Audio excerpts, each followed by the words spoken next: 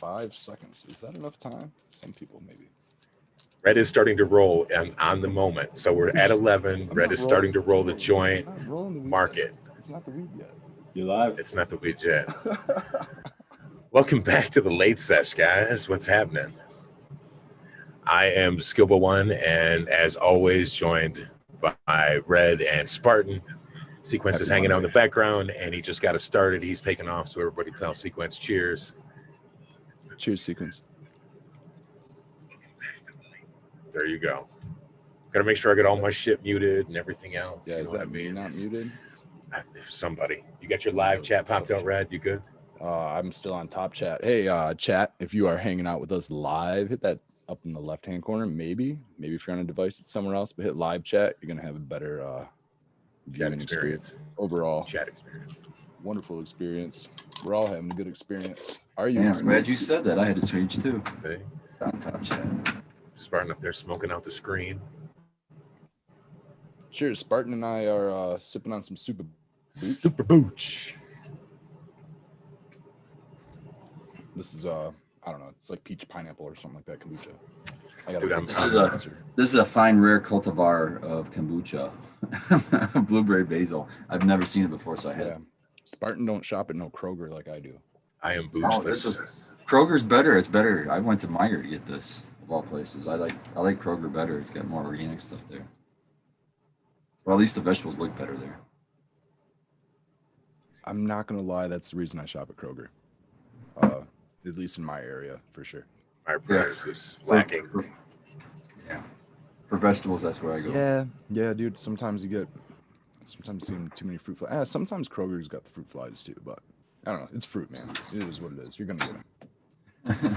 It is what it is. But yeah, it is what it is. Great stuff. So I just want to start off by saying welcome to the show, everybody. I hope that you're able to sit down and unwind and burn one with us. I know I'm starting off smoking some headlights. I was just telling Spartan before we went on the air that this stuff gets really nice. I got to the point where it is 6 months old and been in a jar.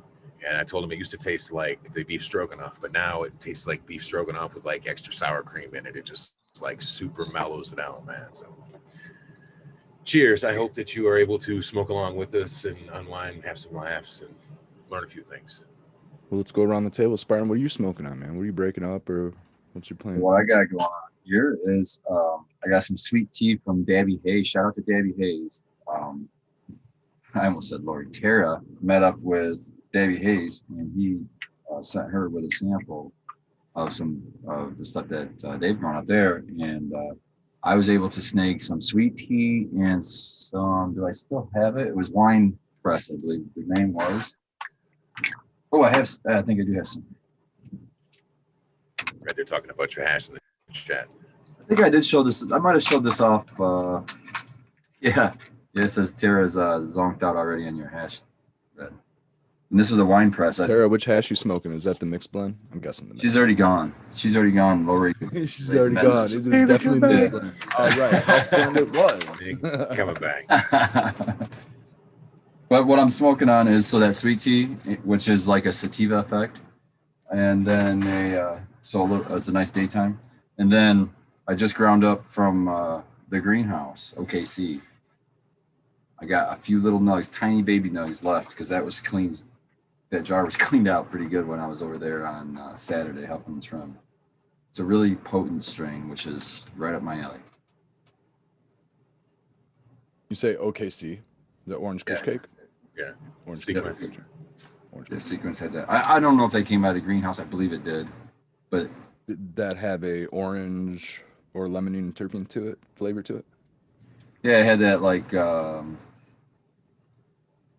let me see, it was in a joint, and I remembered it reminded me of something else. It wasn't like the clementine orange. It was there's like more funk.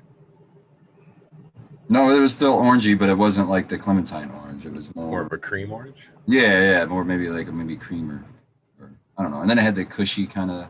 So it's hard to describe, but it was a different kind of flavor.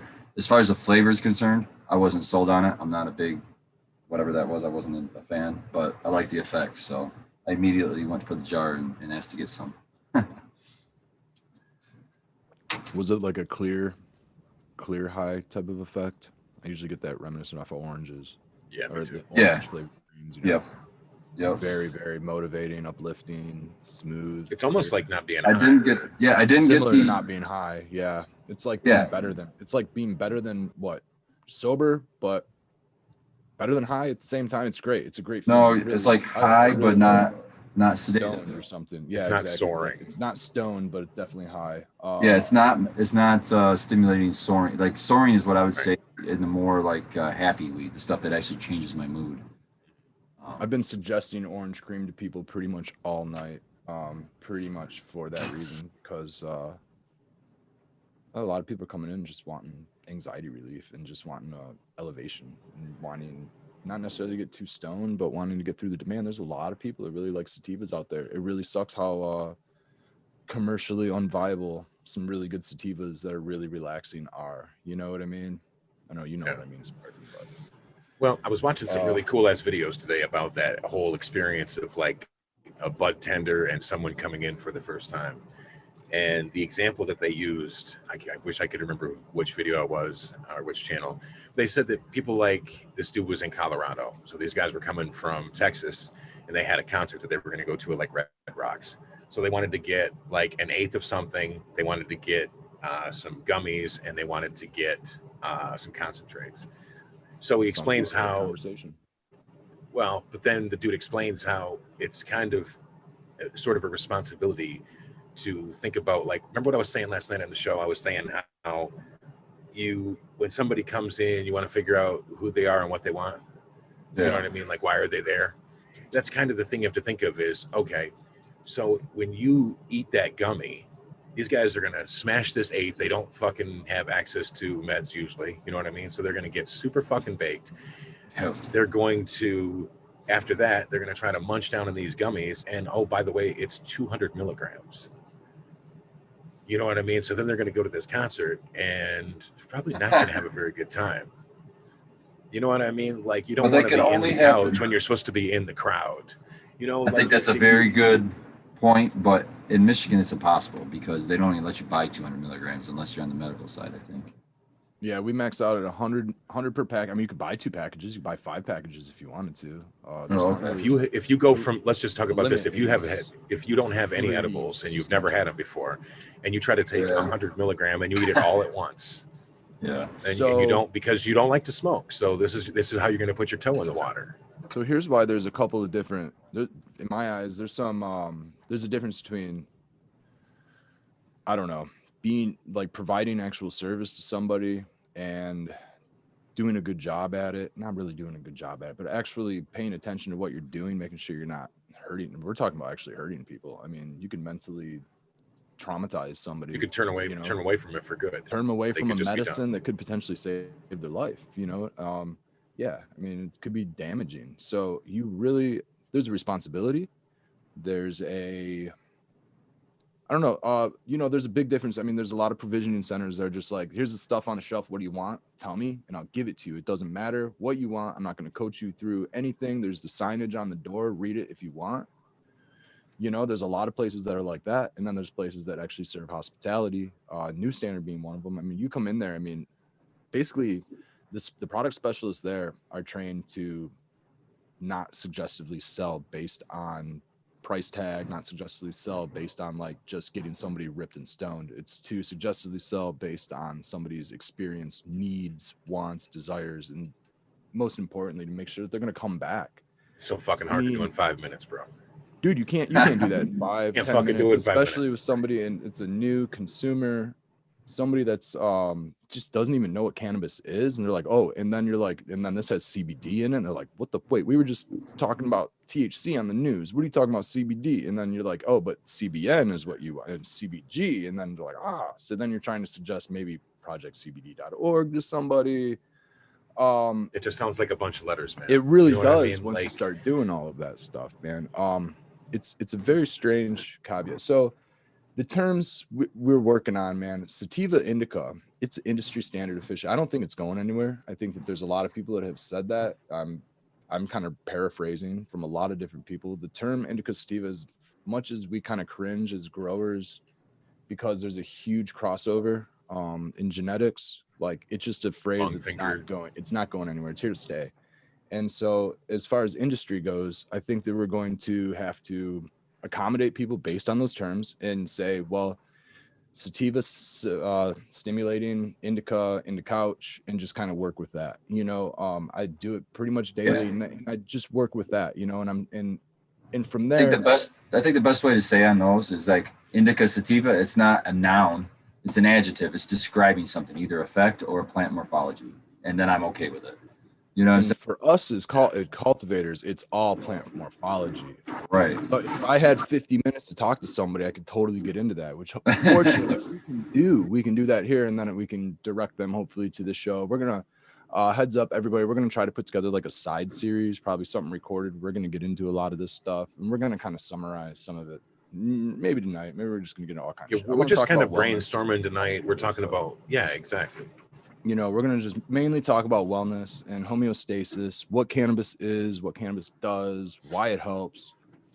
You know, I mean, we can bounce around the endocannabinoid system tonight. We're going to get into all kinds of strange things, but I want to kick it off with like the indica sativa thing, where when you go back to a possible birth of cannabis is somewhere up in the Siberia area as a ruderalis or sativa-esque type plant, and it kind of through the hands of humans and animals has made its way around the world. You know, at least that's what archaeologists and anthropologists have kind of gathered. So, you know, if you go on that information, it kind of sounds like you have these sativa-esque plants. It primarily, probably, who knows what flavors they were, who knows what they smelled like, anything like that. But over time, as they made their way around the entire globe through the hands of humans and animals, they've changed morphology and they've adapted just like humans and animals have. So, okay. And then bring it into the indica. So, let's get into like your typical sativa plant probably should have some CBD in it.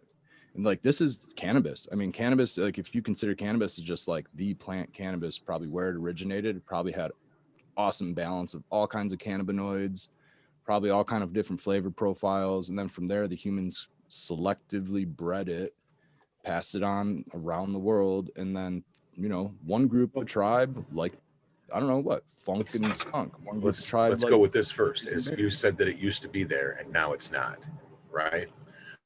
Okay. Yeah. Well, so let's back up. Let's back up half a step. Cultivation. Right. Let's back up half a step and point out that wasn't bred out intentionally. I know that Kevin Jodrey has said in the past in his theories on what happened to that loud skunk back in the day was that as people were trying to become more of a cultivators of the plant, that the plants that they ended up using were the ones that had less nose. And so it's not that cannabis wasn't always great. It's that, you know, we selectively took it in a different direction. And so now we're trying to get back to it. I think that originally when our ancestors, I mean, these are like literally, this is our bloodline, people that have survived through whatever they've survived. They probably used cannabis many, many, many generations back. Yeah, and it probably was, I don't want to call it dirt weed, but it probably looked a lot different. We've basically selectively bred cannabis to look, smell, and do everything the way it does, including the bottlenecking of Junes that we have. I mean, geez, everything is primarily OG Kush and Girl Scout cookies for the most part, unless you really get back into some good genetics. Not that there's not good genetics out there, but there's a huge bottlenecking. On the shelf, there's 18 different flavors, and I could suggestively, honestly, probably sell 4 of them that are going to smell somewhat different. I mean, there's so many mints varieties, animal mints, the thin mints, triangle mints, whatever on the shelf, that they all smell so similar. You're going to kind of get a very similar effect. You might get a little bit of a different effect based on THC content. You know, you might get a little bit of a different. Go ahead, Scobo. Speak. I have a question for Spartan real quick before we go on. What was it that I smoked from you guys? Was that animal mints? Way back? And we grow mints, we grow animal mints. Okay, so I have had that before. That's got a very distinctive terpene, if I remember correctly. Like the flavor on that is very different for me. I don't care for a lot of the mint strains. It reminds me of menthol cigarettes. So Yeah, it's definitely Yeah. weird. That sounds like it. I think that menthol is good for bronchodilator. Well, yeah, let's go back I to know the the classic beta Peter pinene Tosh. or something. In it. Peter Tosh is talking about, what is it good for? Is it good for asthma? Which also sounds like sativa-esque in my mind as well. Like for me as a cultivator, and this is coming out of not my mouth at all. This is coming out of, I'm paraphrasing DJ Short basically. When he talks about the morphology, sativa indica is more of a morphology of the plant, like just what Barton was kind of talking about. The leaf, more like the structure, more like the flower, more like the flowering time specifically. How long does the darn plant take to flower? And that can almost be directly related to a lot of the terpenes too. A lot of those skunks, a lot of those limes come from long flowering, even the pines, they come from long flowering, sativa-esque, thinner, wispier, not rock hard, dense nugs. Those are really earthy, cushy, fruity. They can be on the dank scale, if you will, a lot of times and they tend to be a lot more stony in effect too. They really do. You can still get that off of a tall, long flowering cultivar, but I mean, when you look at something on the shelf and it says sativa, indica, or hybrid, a lot of time that doesn't come from terpene results. That's coming from a Leafly ad, or that's coming from, it could be watered down information 3 people back, or it's not the same cut that it was originally. It's a seed, and they tried it and they were like, that's stimulating, that's a sativa. So it is due to effect. Personally, I hope that maybe any vendor that's putting out cannabis that's going to a provisioning center, I would hope that those vendors are sampling their cannabis, and maybe out of a I don't know, selected 10 people, you take some kind of like a poll that says, is it uplifting, is it sedating, what? And if it's, best of whatever, we'll call it that, and I think that that's kind of a direction you really need, because it's so subjective, man. Cannabis can be so subjective. I can talk about how something's uplifting and bringing me up, and somebody can be like, dude, that put me on the couch. But you guys were just talking about that yesterday, Spartan. And there's so many variables, man. Like we could get into, did you pull your plant early? Did you let it go really late? And did it turn to like CBN? Was it a completely different cannabinoid at this point? Because then it doesn't even matter if it's a sativa, because you're just getting, you could have sativa ridden CBN and that thing still knock you out. Guess what? You did smoke an awesome lime sativa. It relaxed you, but it made you go to sleep too. It's not what you wanted. So there's so many different variables, this is a conversation that goes on for way more than 10 minutes. This is a conversation that goes on for however many late sessions you want to talk about it, But we haven't even said anything yet. That's the whole thing. That's the whole thing. I've just been rambling this whole time about a summary topic. You know what I mean? I'm not even getting into detail yet. But to build on what go ahead. I was just saying, to build on what Red was saying though, don't feel hopeless or overwhelmed, because you can still take the general consensus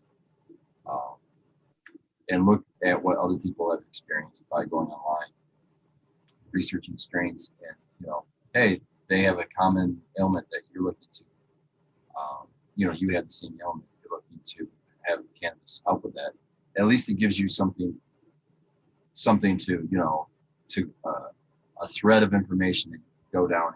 Like, instead of just going into a dispensary and buying everything they have and trying them all, at least you can say, hey, we have this strain.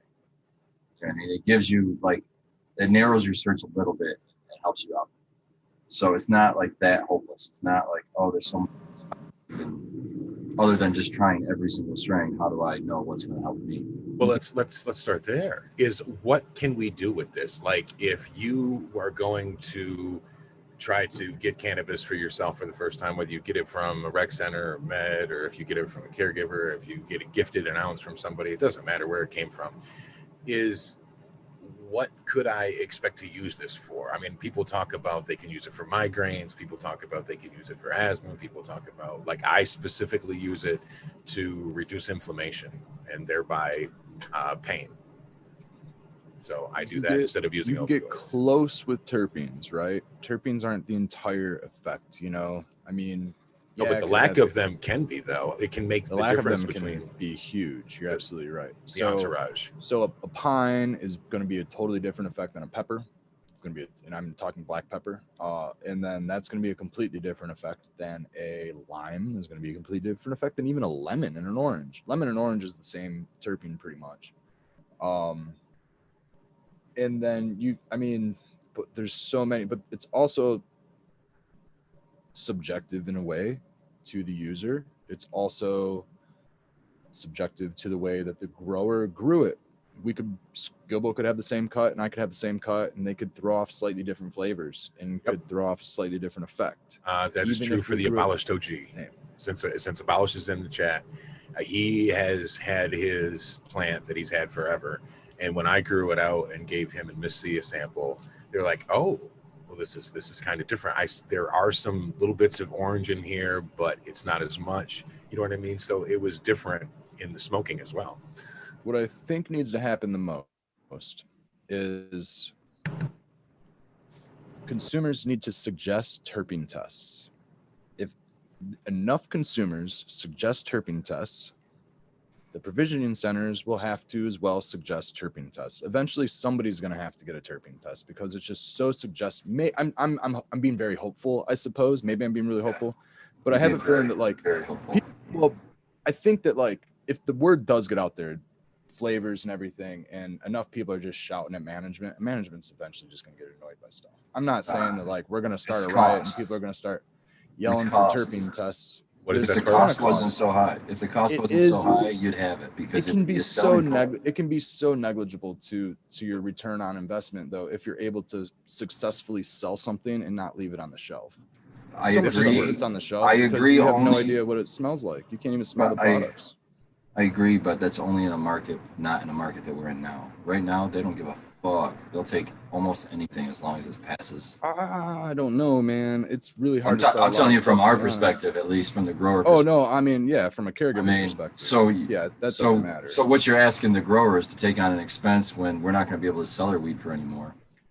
Well, no, I'm not talking about a caregiver to take on that. I'm talking about the licensed facilities to take on that expense, because I think what I'm trying to say is we have to put a carrot. We have to put a carrot out there to get people. You only need one test. You just have to get your mother tested. Test your mom. Test your genetics. Give a profile. You don't have to. I believe that terpenes can change from grow to grow. Let's take a side road here, and the side road is this. I've told you guys since the beginning that I've always bought cannabis with my nose. Always. Yes. I could give two fucks what it looks like, guys. I'm being honest with you. I mean, I appreciate good looking buds, especially when they're my own that I've grown. But I'll be honest with you, I could give two fucks. It's when I put my nose on it. Through the years, I've just smoked so much of it, makes and so many different kinds. To sell if you can't smell it. Makes it completely impossible to smell if you can't smell it. You're just rolling the dice on what are genetics and what are the previous expressions and what you're it might be. Rolling the dice basically on what the tag says. Because it says hybrid or indica, and here's the other caveat behind it is, as a product specialist, you could tell them about those genetics all you wanted and how the effect is supposed to be. Just because that tag says sativa, they're like, nah, man, that fucker says sativa. It's supposed to wake me up. And I'm telling you, man, it's going to put you out. I've smoked it. It's going to put you out. Smoke puts out everybody else. Yeah, but the tag says sativa. It's an incredibly strange and you have to let them experience it for themselves then. I mean, for them, you know exactly. I mean? And that's the other thing. That's the other point that I want to get to is you really have to try cannabis. You have to not be afraid to try different varieties of cannabis based on the tag saying sativa or indica. You kind of just got to try them all.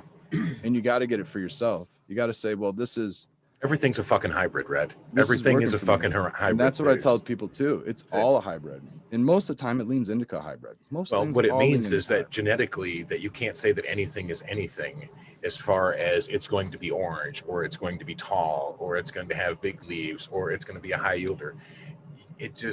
There's a genetic probability for that possibly to be higher. But that doesn't necessarily. The flowering time on GMO was 77. It's 77, isn't it? And it's huge, but it's a knockout, right? For most people, I mean, I was able to kind of smoke it all day, but it's listed indica, and most people 30%. I mean, to me, that sounds indica. You know, its potency is at least. It sounds sativa. Everything about that plant is fucking sativa to me. It sounds sativa. It's tall as shit. How the effect How it is. grows, the flowering how's the time. effect? Is the effect the knockout? It doesn't knock me out. I don't get sedative off of GMO. I get high, but yeah, I don't get sedated. I don't think. So is it labeled Here for indica me to because answer, I don't- it's just Girl Scout cookies? It's garlic cookies, so it's what?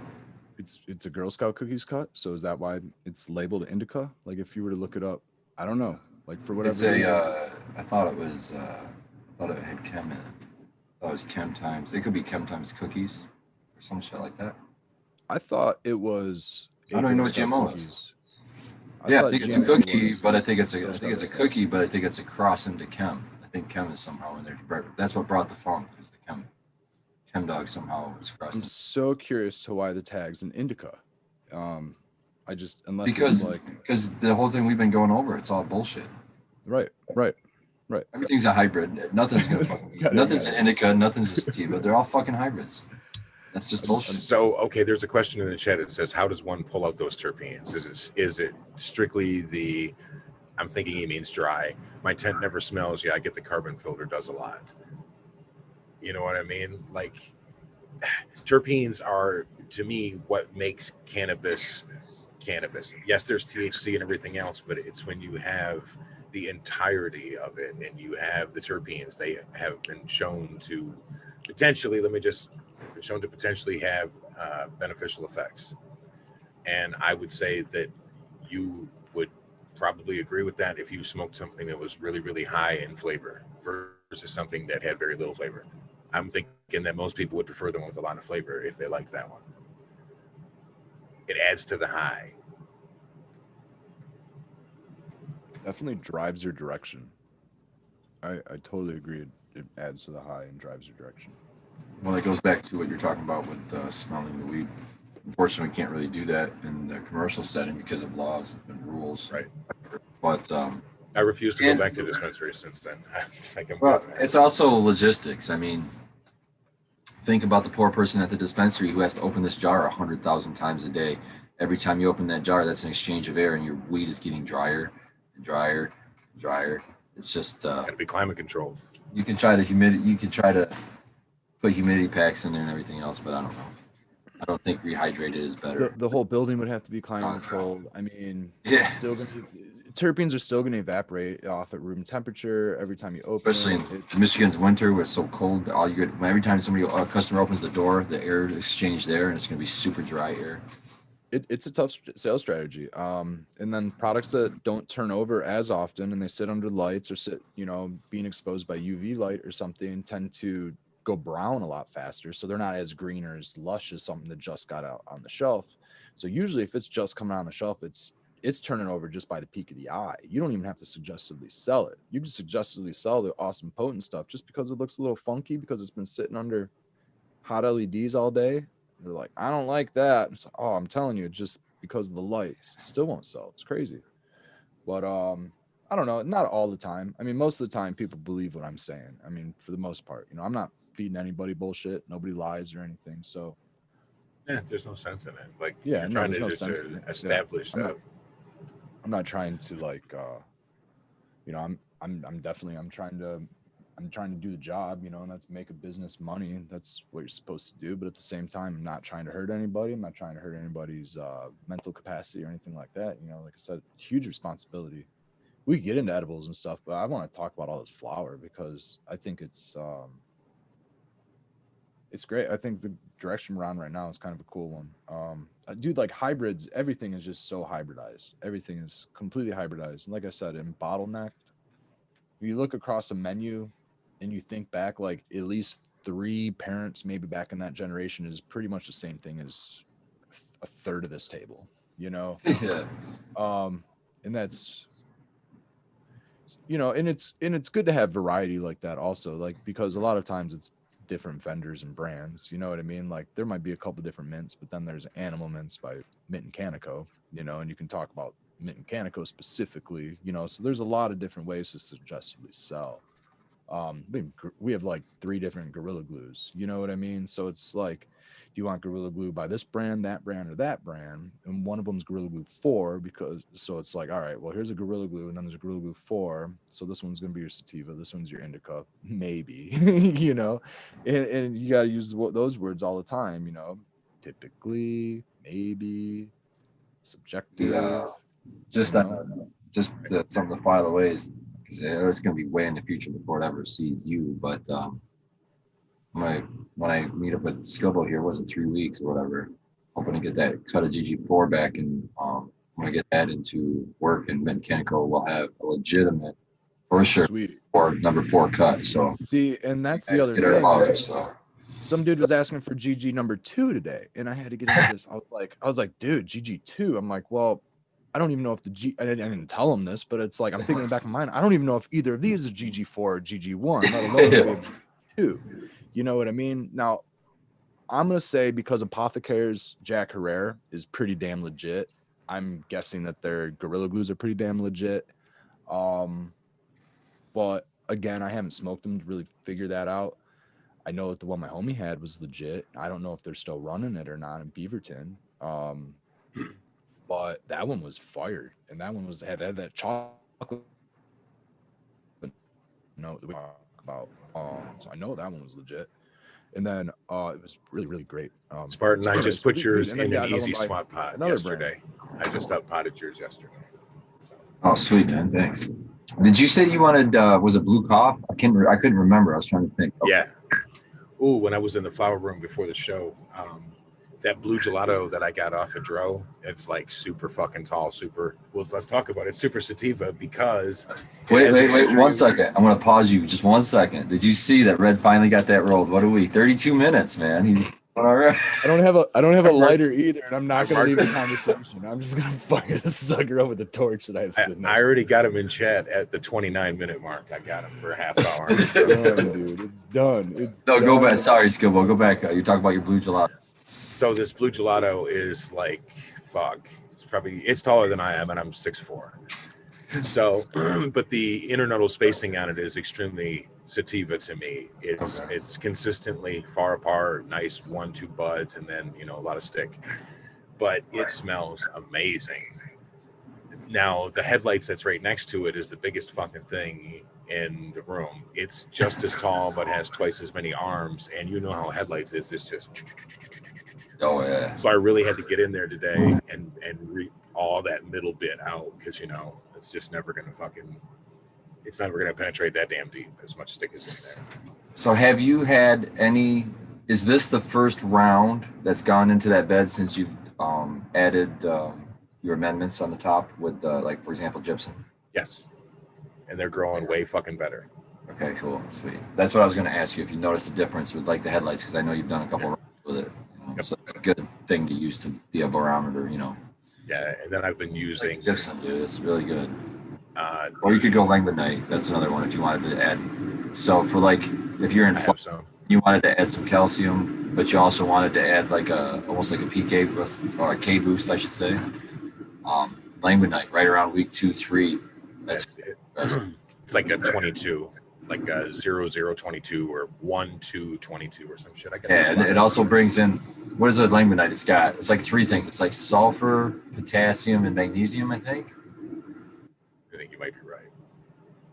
So all good things, and then you could come in with some gypsum, and that covers your calcium. So then you got your calcium, your magnesium, your sulfur. So when do I re-add it again? I put because it's the bed, I put some, I would say less than 2 tablespoons around each plant. So that was just as a starting point with it. When you transplanted into the bed, you did that? Yep. Yeah, okay, so I would do right around week, what's the average harvest window? Are we talking 9 weeks probably? Yeah. 9 weeks, okay. So I would say week 2 to 3, and I would make that determination just by looking at the plant. By they look amazing. Okay, so they look amazing. Then I'd probably go week 3. I would do a top dress, and I'd come in probably the same as what you just described. Okay. Same thing, and that's with I would just do one. No, I would do 2 tablespoons around, just like what you're talking about, and of each one. So of the lemon and then of the gypsum. And I think you should be good with that. That's pretty small. It's not a huge top dress, which is good. No, and these plants are fucking huge too. None of these are like Runtitos or anything like that. Cool. They're gonna shrug it off. Yep, that's a good idea. Hi Boy in chat just asked me a question. If I'm familiar with azimite, could I use that instead of gypsum? So those are really you I'm going to say no.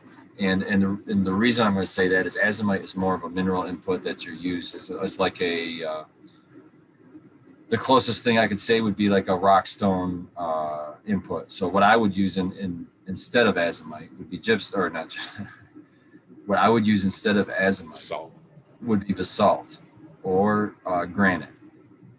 Those are the two minerals that I would like better than azimite. Azimite is well, my buddy Aaron the Grower, shout out to him. He's had problems with when he added azimite over time, he accumulated aluminum in his soil and he got really high levels of aluminum. So, and there's other heavy metals. So, well, it just so happens that cannabis is really good at remediating things like that out of the soil. So, well, that's where you have to be careful because that's what I'm saying. It'll pull that up, and now you're smoking that. You can mitigate it with some practices, but you really just shouldn't have it in there. And so, my recommendation would be to really look into your source of your inputs. So the source of your rock materials. What I do, because I'm lazy and I don't want to do all that work, is I know someone who does do that work, and his name is Jeremy Silva over there at Build a Soil. And they ship all over the place, and they ship right here to Michigan for free on most of the products that I order from him. And because I know he does that work and he gets his stuff, once he gets the products before he even sells them, he has them tested independently. That's good enough for me, man. So I get my inputs from him, and so instead of that azimite, I would go for he sells basalt. How much was that? Like, I've got that 4x8 bed, dude. So I'm thinking to me, since I have this 4x8 bed and I keep planning into it, I could get even more mileage out of it than if I were, say, not reusing, the same space. Yes, for sure. Yeah. Because this takes years for this shit to fucking break down. Right? Yeah, so essentially it's just going to be getting better over time. But I mean, it depends on the size. When you get the stuff that's broken into powders, like when we're talking about rock dust, and that really helps them break down a little bit faster. Now I've talked and I forgot what you were asking me. How much was what? Oh, it was the basalt you were asking about, right? Yeah, because I'm thinking that I should be able to get a bag for, well, I don't know what, I'm thinking $40 or so. Pull it up right now. $14. $14 way cheaper than that, isn't it? Way cheaper. I mean, that's for a 5-pound. That's for a 5-pound bag, though. So, and that's free shipping. Also, it goes to free shipping all the way up to a 40-pound bag. And a 40-pound bag would cost. That doesn't have a price. Hold on, let me click on it. A 40-pound bag is $60, and a 16-pound bag is $30. There it is. There you go. And that. What's to say the coverage is on something like that? Okay, let me see if it's got. Since we're talking dust. Oh, here's useful information. Let's see what it says. Will not affect pH and is not a liming agent. Will add paramagnetic energy and essential trace elements. It just tells me like the dimensions of the bags and the weights, but it doesn't really give me any kind of direction on that. So, I mean, it looks like sand. It looks like sand that you would get out of the beach, but it's got looks like rocks and sand mixed, kind of, is what the product looks like. When I built my bed, I bought a box of green sand for it. That shit's pretty cool. So that's another input you can use, or an organic. That one's the one that takes a really long time to break down, but so that's going to add mineral back into your bed for a long period of time. So that's super cool to have that in there. The site was Build a Soil. It'd be a cool idea to toss a little sand or even pebbles or something in there for like long-term breakdown. Dude, I've done that in my bed. I tried an experiment. We went to in fact, the family went to South Haven one time, and I just scooped up some sand off right where the water was still running into it, but it wasn't all the way underwater all the time. I grabbed that sand and I just sprinkled across. I had 3 beds that I have right now in vegetable beds or whatever you want to call them in my backyard. I put it just in the middle one, and that was my best bed by far. So I just thought in my head, I think Believe that. minerals, right? So yeah, I Think grabbed about all those minerals, man. I mean, that's basically glacier minerals. You know, Yeah. I mean, it came off of scraping the basalt or whatever it is. All of our the glaciers when they came over the Great Lakes. You know, sucker went right over Lake Michigan and scooped and scraped and tore all that up, and all that sand came off the bottom of the lake. There's so many good things in the chat. Spartan Grown as a follow-up. He just wanted to know if he could add that as a boost for CalMag, since he is under high-powered LEDs. Instead of using azomite for CalMag, you can use oyster shell. Yeah, I would use the. I don't think azomite has calcium.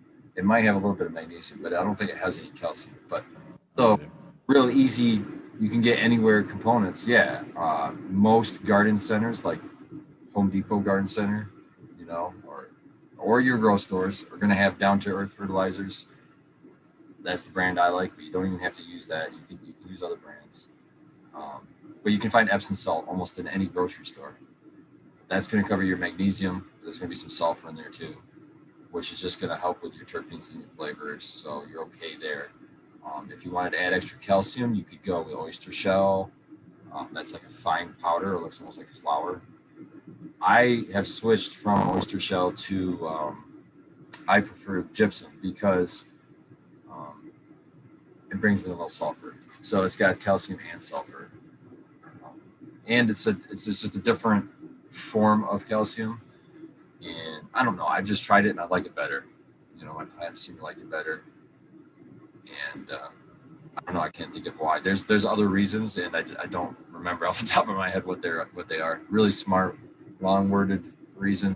But, you know, I could It's see super it being cheap a good for nutrient. gypsum. I could totally see it being a gypsum's super good, cheap. not nutrient, a good element source.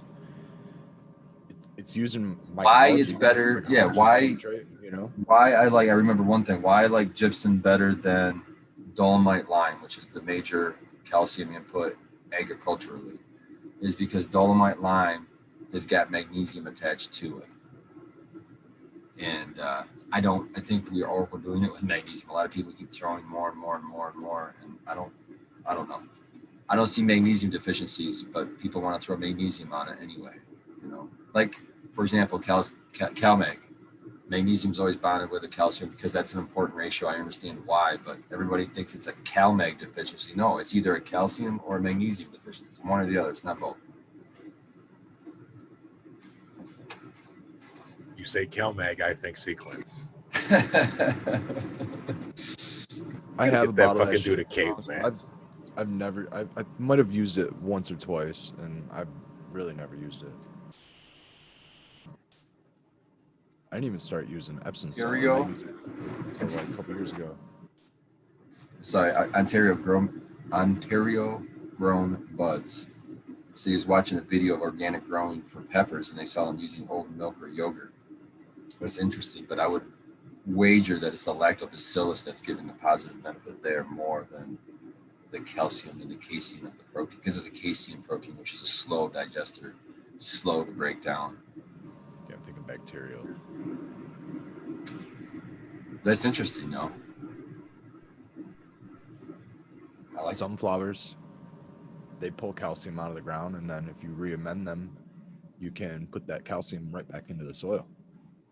That's what I got going on in mine, actually. I heard I can't remember who I heard it from. In addition to oyster shell and all that other shit. They say if a plant has a really big taproot, like a radish or like weeds, most weeds.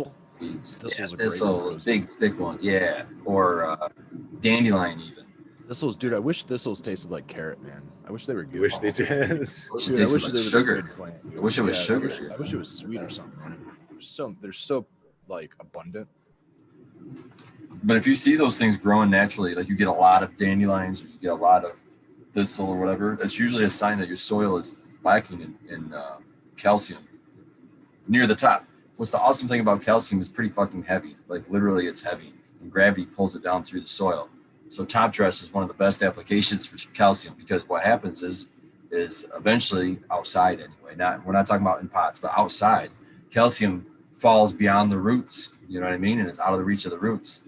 So you have to like top dress. It's usually limestone what people use, but gypsum is what I like better. I have a question. There's a recurring thing in chat with Secret City Partners. Keeps talking about how do I get my ppm to go up to 900. Are you using bottled nutrients? Are you trying to do this organically? What are you trying to do? Just so we can try to help you get an answer for you. I don't know. I'm assuming There's so many questions I have there. Right. It's like we gotta have a little something more. Well, with ppm, there's two Less scales. water, maybe. Right, the 500 to 700 scale. Yeah, I mean, we could talk in EC. EC might be a better language. Just EC general is really more- terms. Generally speaking, to raise your ppm. So if you have a gallon of water, you poured yourself a gallon of water, and you're doing your mix. If you put in 5 milliliters of CalMag, into this mix of gallon of water, I'm just using pretend numbers here. We'll say that the number goes up to 100 ppm. To get that number to go higher, you just add more CalMag. And to get that number to go lower, you add more water. So just basically speaking, that's how you control ppm. If you're using multiple products, you're going to have to keep your ratio the same. So if it's like 5, Avoid a 4, lockout. 3, then you're going to have to go 10, 8, 6. Okay. So Right, like right. double it, and then maybe I would say double it, double everything. Okay. Because those are nice, easy numbers to remember. Give your shit your mix. And then if it's too heavy, if it's weighted out, add more water and bring it back down to your correct. Okay, he just Probably your answered best us. bet to do it. He says he just uses Cali Magic Bud Candy Mammoth P and Recharge, and it only gives him 440 ppm. Then that's what they're saying, bro. Let's just add more of it. It sounds like you need more of that Cali Magic or whatever, whichever that the nutrient is. The other two are bacterial microbes, and neither of those should raise your EP much. None of those are really. NPK, right? None of those are. Yeah, you're not adding an NPK. So that's why your you're- EC is not going up. Yeah, he's adding those are all your supplemental stuff. So let me see. I'm going to go through them. Cali Magic is your CalMag. Bud Candy is a sweetener. So it's usually some form of sugar. Like, the classic one is brown sugar, but I'm sure they've fancied it up. Fancied it. Mammoth P, that's just a microbe. That will unlock nutrition for you if it's there, but you're not giving it any. Right, and Recharge. Charge is the same thing. So yeah, you need to give it some kind of a meat and potatoes, like an A or B. There's got to be some line you're using, unless you're growing. Jacks. Yeah, unless you're growing in. If you're growing in soil and you're relying on organic nutrition, then you shouldn't be using all this synthetic stuff. And molasses. Okay. Well, there's molasses in the Recharge, as Spartan has told me so many times over. Yeah. See, So I you've remember- kind of doubled up on products here too, because like with that Bud Candy, it's probably a sweetener, and your Recharge has molasses, which is a sweetener already in it. So Recharge you could eliminate Bud. So he's saying, what should he add then? Then that's what we're saying is you have to do some kind of A and B, I have NPK, right? Red keeps Yeah. trying to point you towards Jacks. Jacks. So what do you mean by that? So my question is before I tell you to add nutrition, I want to make sure that you're growing in a medium that doesn't have nutrition in it. So are you synthetic? Sounds like it could be in soil. Yeah. Yeah, if you're in soil, I don't want to tell you to just throw nutrition on it, because then you're just going to Yeah, burn. you might not need NPK at all. Chasing 900 might not even be necessary. You shouldn't even be Do your chasing. plants look like shit? I mean, what stage of growth are you? Are you in veg? Are you in flower? You know what I mean? I don't You're- run 900. I am in hydro. You said 7, right? Somewhere between Me? 5 and 7. Yeah. I fill up my res. I may or may not add nutrients depending on the time. It just depends on how the plants look. Yeah. Honestly, man, I really run it that way because I don't do any waste. It's all top feed. Nothing's coming out the bottom, so I really have to watch it. If I had a nice probe that I could test what's inside the pot, Okay. I could do a runoff. I could get a runoff check and do it all that way, but I just don't run runoff. So I just watch my plants. It's just knowledge of how it all works. It changes by cultivar, but again, So what? it's all just What I'm seeing here is it looks like there's a confusion. 650 if I gave a number. 700 scale. He's trying to do He's feeding both ways. So he's in roots organic soil, which is an organic medium that's charged with organic nutrition. But he's feeding some synthetic additives. Additives. Yeah. So in an organic situation, if your plants look good, then you shouldn't be looking to feed them at all. Just give them water. If your plants are struggling, then we'll have to get more description on what exactly is going on with them before we decide if it's a nutritional thing, if it's anything else like that. But I would recommend not. I would drop the Bud Candy. I would drop the Cali Magic. I would drop Recharge in about 2 weeks. And yeah, just use that Mammoth P up until about the last 2 weeks of flower. But you can save yourself some money by not using all that stuff. And unless your plants are, okay, so his plants just started yellowing, I'm assuming. So that's, Hungry. are they yellowing? The leaves at the bottom are yellowing? The leaves at the top are yellowing? I was going to say, is this mobile? Immobile? Yeah. And then my next question would be is like, are the plants defoliated, not defoliated? Is it really thick in there? Could the yellowing be from not getting enough light? I guess is the question. Or water? Have they had any dry outs? The Mountain Sky says Bud Candy is potassium sulfate. Esther's raw cane. The bottom.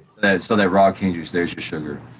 And sweet brown molasses too. Yeah, I wouldn't use that Bud Candy. I wouldn't use that, man.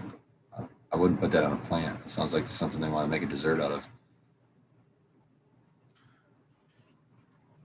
Sounds like, to me, I don't know why. I'm thinking of a PGR that's called that or something. To me, it sounds like.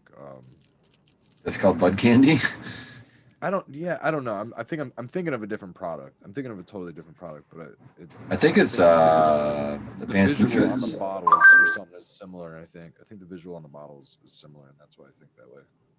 But I know the product that he's talking about, or that you're talking about.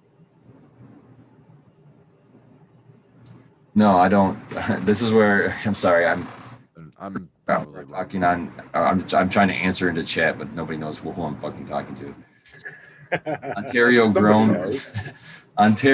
Bud says Bud Candy would be okay. No, it's just feeding the microbes, and I would say no. I'm an organic grower who pushes back on all this sugar stuff. I think it's ultimately in the long run a disadvantage to put sugar in your soil. It like super feed the microbes, yes, and so that you get these pockets of basically lots of food for microbes. All the microbes go there. You get a bloom of microbes in your soil right there, and they just consume everything all at once. And so then you have, in my opinion, the ability to, like, if a root comes up in there and it's all this available nutrition, it's going to fucking start up taking it. I would imagine it's going to burn the fuck out of it. I don't like it. I don't like adding tons of sugars into the root zone. I'm not a fan. It's something that they will do to, usually, I believe they call it loosen up the soil, or is it tighten the soil? I can't remember. But either way, we're crafting our soils to be pretty much perfect anyway. So we're not using troubled soil. So I don't see an application of sugar being a good thing.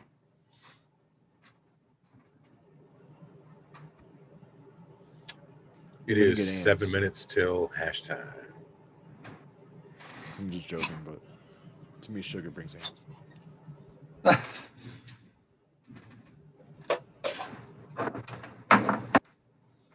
Cheers, I chat. have tossed a tiny amount of molasses in some, I don't know, like a compost extract. But I was kind of, I don't even want to say the word brewing. It was more like just bubbling up, This is really just an extract. Tossed some compost and a small amount of molasses. Really small amount, like a teaspoon. So it's like a classic tea. Just to kind of toss it out. Yeah, but it wasn't really brewed. You know what I mean? It was just mixed and then spread out into the plant, out in the garden, in the garden beds. Sure. My calcium and no-till is some oyster shell because I use a lot of leaf litter, and there's got to be something in between, something breaking down somewhere, I guess. In my mind, trying to just kind of do some layers, a little bit of azomite sprinkles, tiny amounts, because like Spartan was talking about, the tendency for it to build up. But I do use that as rock dust out there. little bits of manures and things like that, and that's really it. And my garden's water only. No sprays, nothing like that. Well, my outdoor garden's water only, and then I haven't done anything aside from just simple microbes in Jack's A and B indoors. So typically when I see something that's of a yellowing or any kind of deficiency, it has something to do with wrong math or mixing, or I did something wrong. So typically I try to catch that before it even makes it to the reservoir. That is the kind of nice thing about hydroponics is, you do all your math and everything, and as long as your scale's on point and your things are right, and you add the right amount of water. Well, for me, I just add water until my EC meter says so I do my ratios. I do everything like totally different than a lot of people. A lot of people know how much water is going in the reservoir. It's a 50-gallon reservoir, it's labeled or whatever. It's a 30-gallon reservoir, so they're making a 30-gallon batch. I do it a little bit differently, and just speaking just real quickly on hydroponics for a second. We go off on a crazy tangent. And so just because we were talking about mixing, and so I what I'll do is take my ratio. Okay, I'll just look at my res, and I'll say there's like 30 gallons or something that I want to fill up, and so I'll go take 30 gallons to my ratio, which is 3:1. So I'll take 30 times 3 is 90 grams of the part A, 30 times 2 is 60 grams of the part B, 30 times 1 is 30 grams of the part, which is magnesium sulfate in my case, and the part C. And then I'll dilute those with a little bit of water in a small vessel, a little cup, and paint mixing cup. They're like quart cups or whatever. They take the heat well, and hot water helps it mix up really nice and well. So I'm keeping my ratio the same. So my ratio is all good, right? Dump that into the reservoir after it's mixed in the correct ratio. And then I just add water until my EC meter says a proper number in my mind. If I'm looking at my plants and I'm thinking that 1,000 ppm or like, I don't know, 0.5 EC, 1 EC, if I'm thinking 1.0 EC is too high, I take it back to 0.7, and I drip feed that.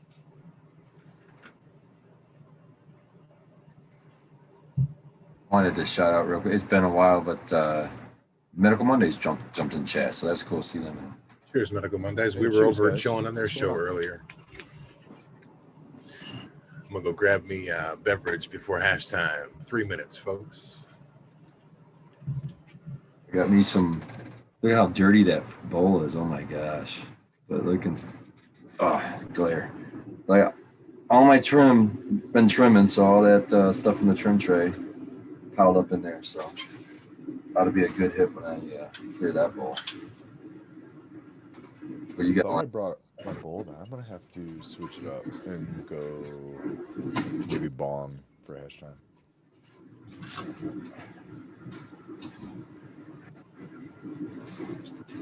I do at least change my water every day, but I obviously don't clean the bowl.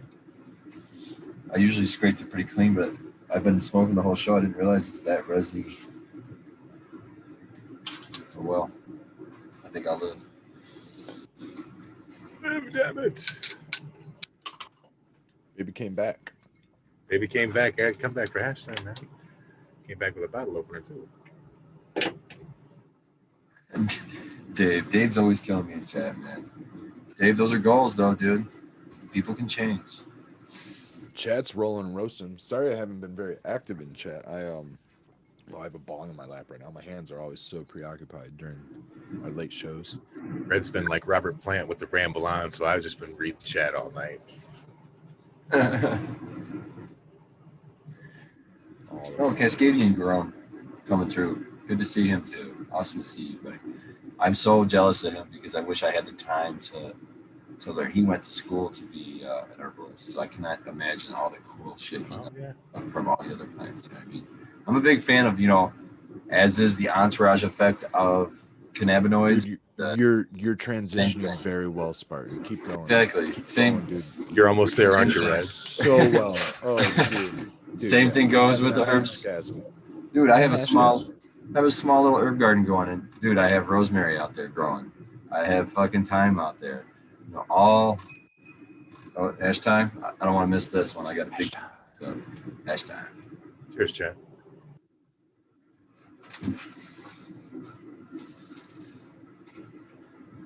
By the way, I have a joint rolled, and I did it in the last, I think, 15 minutes, maybe.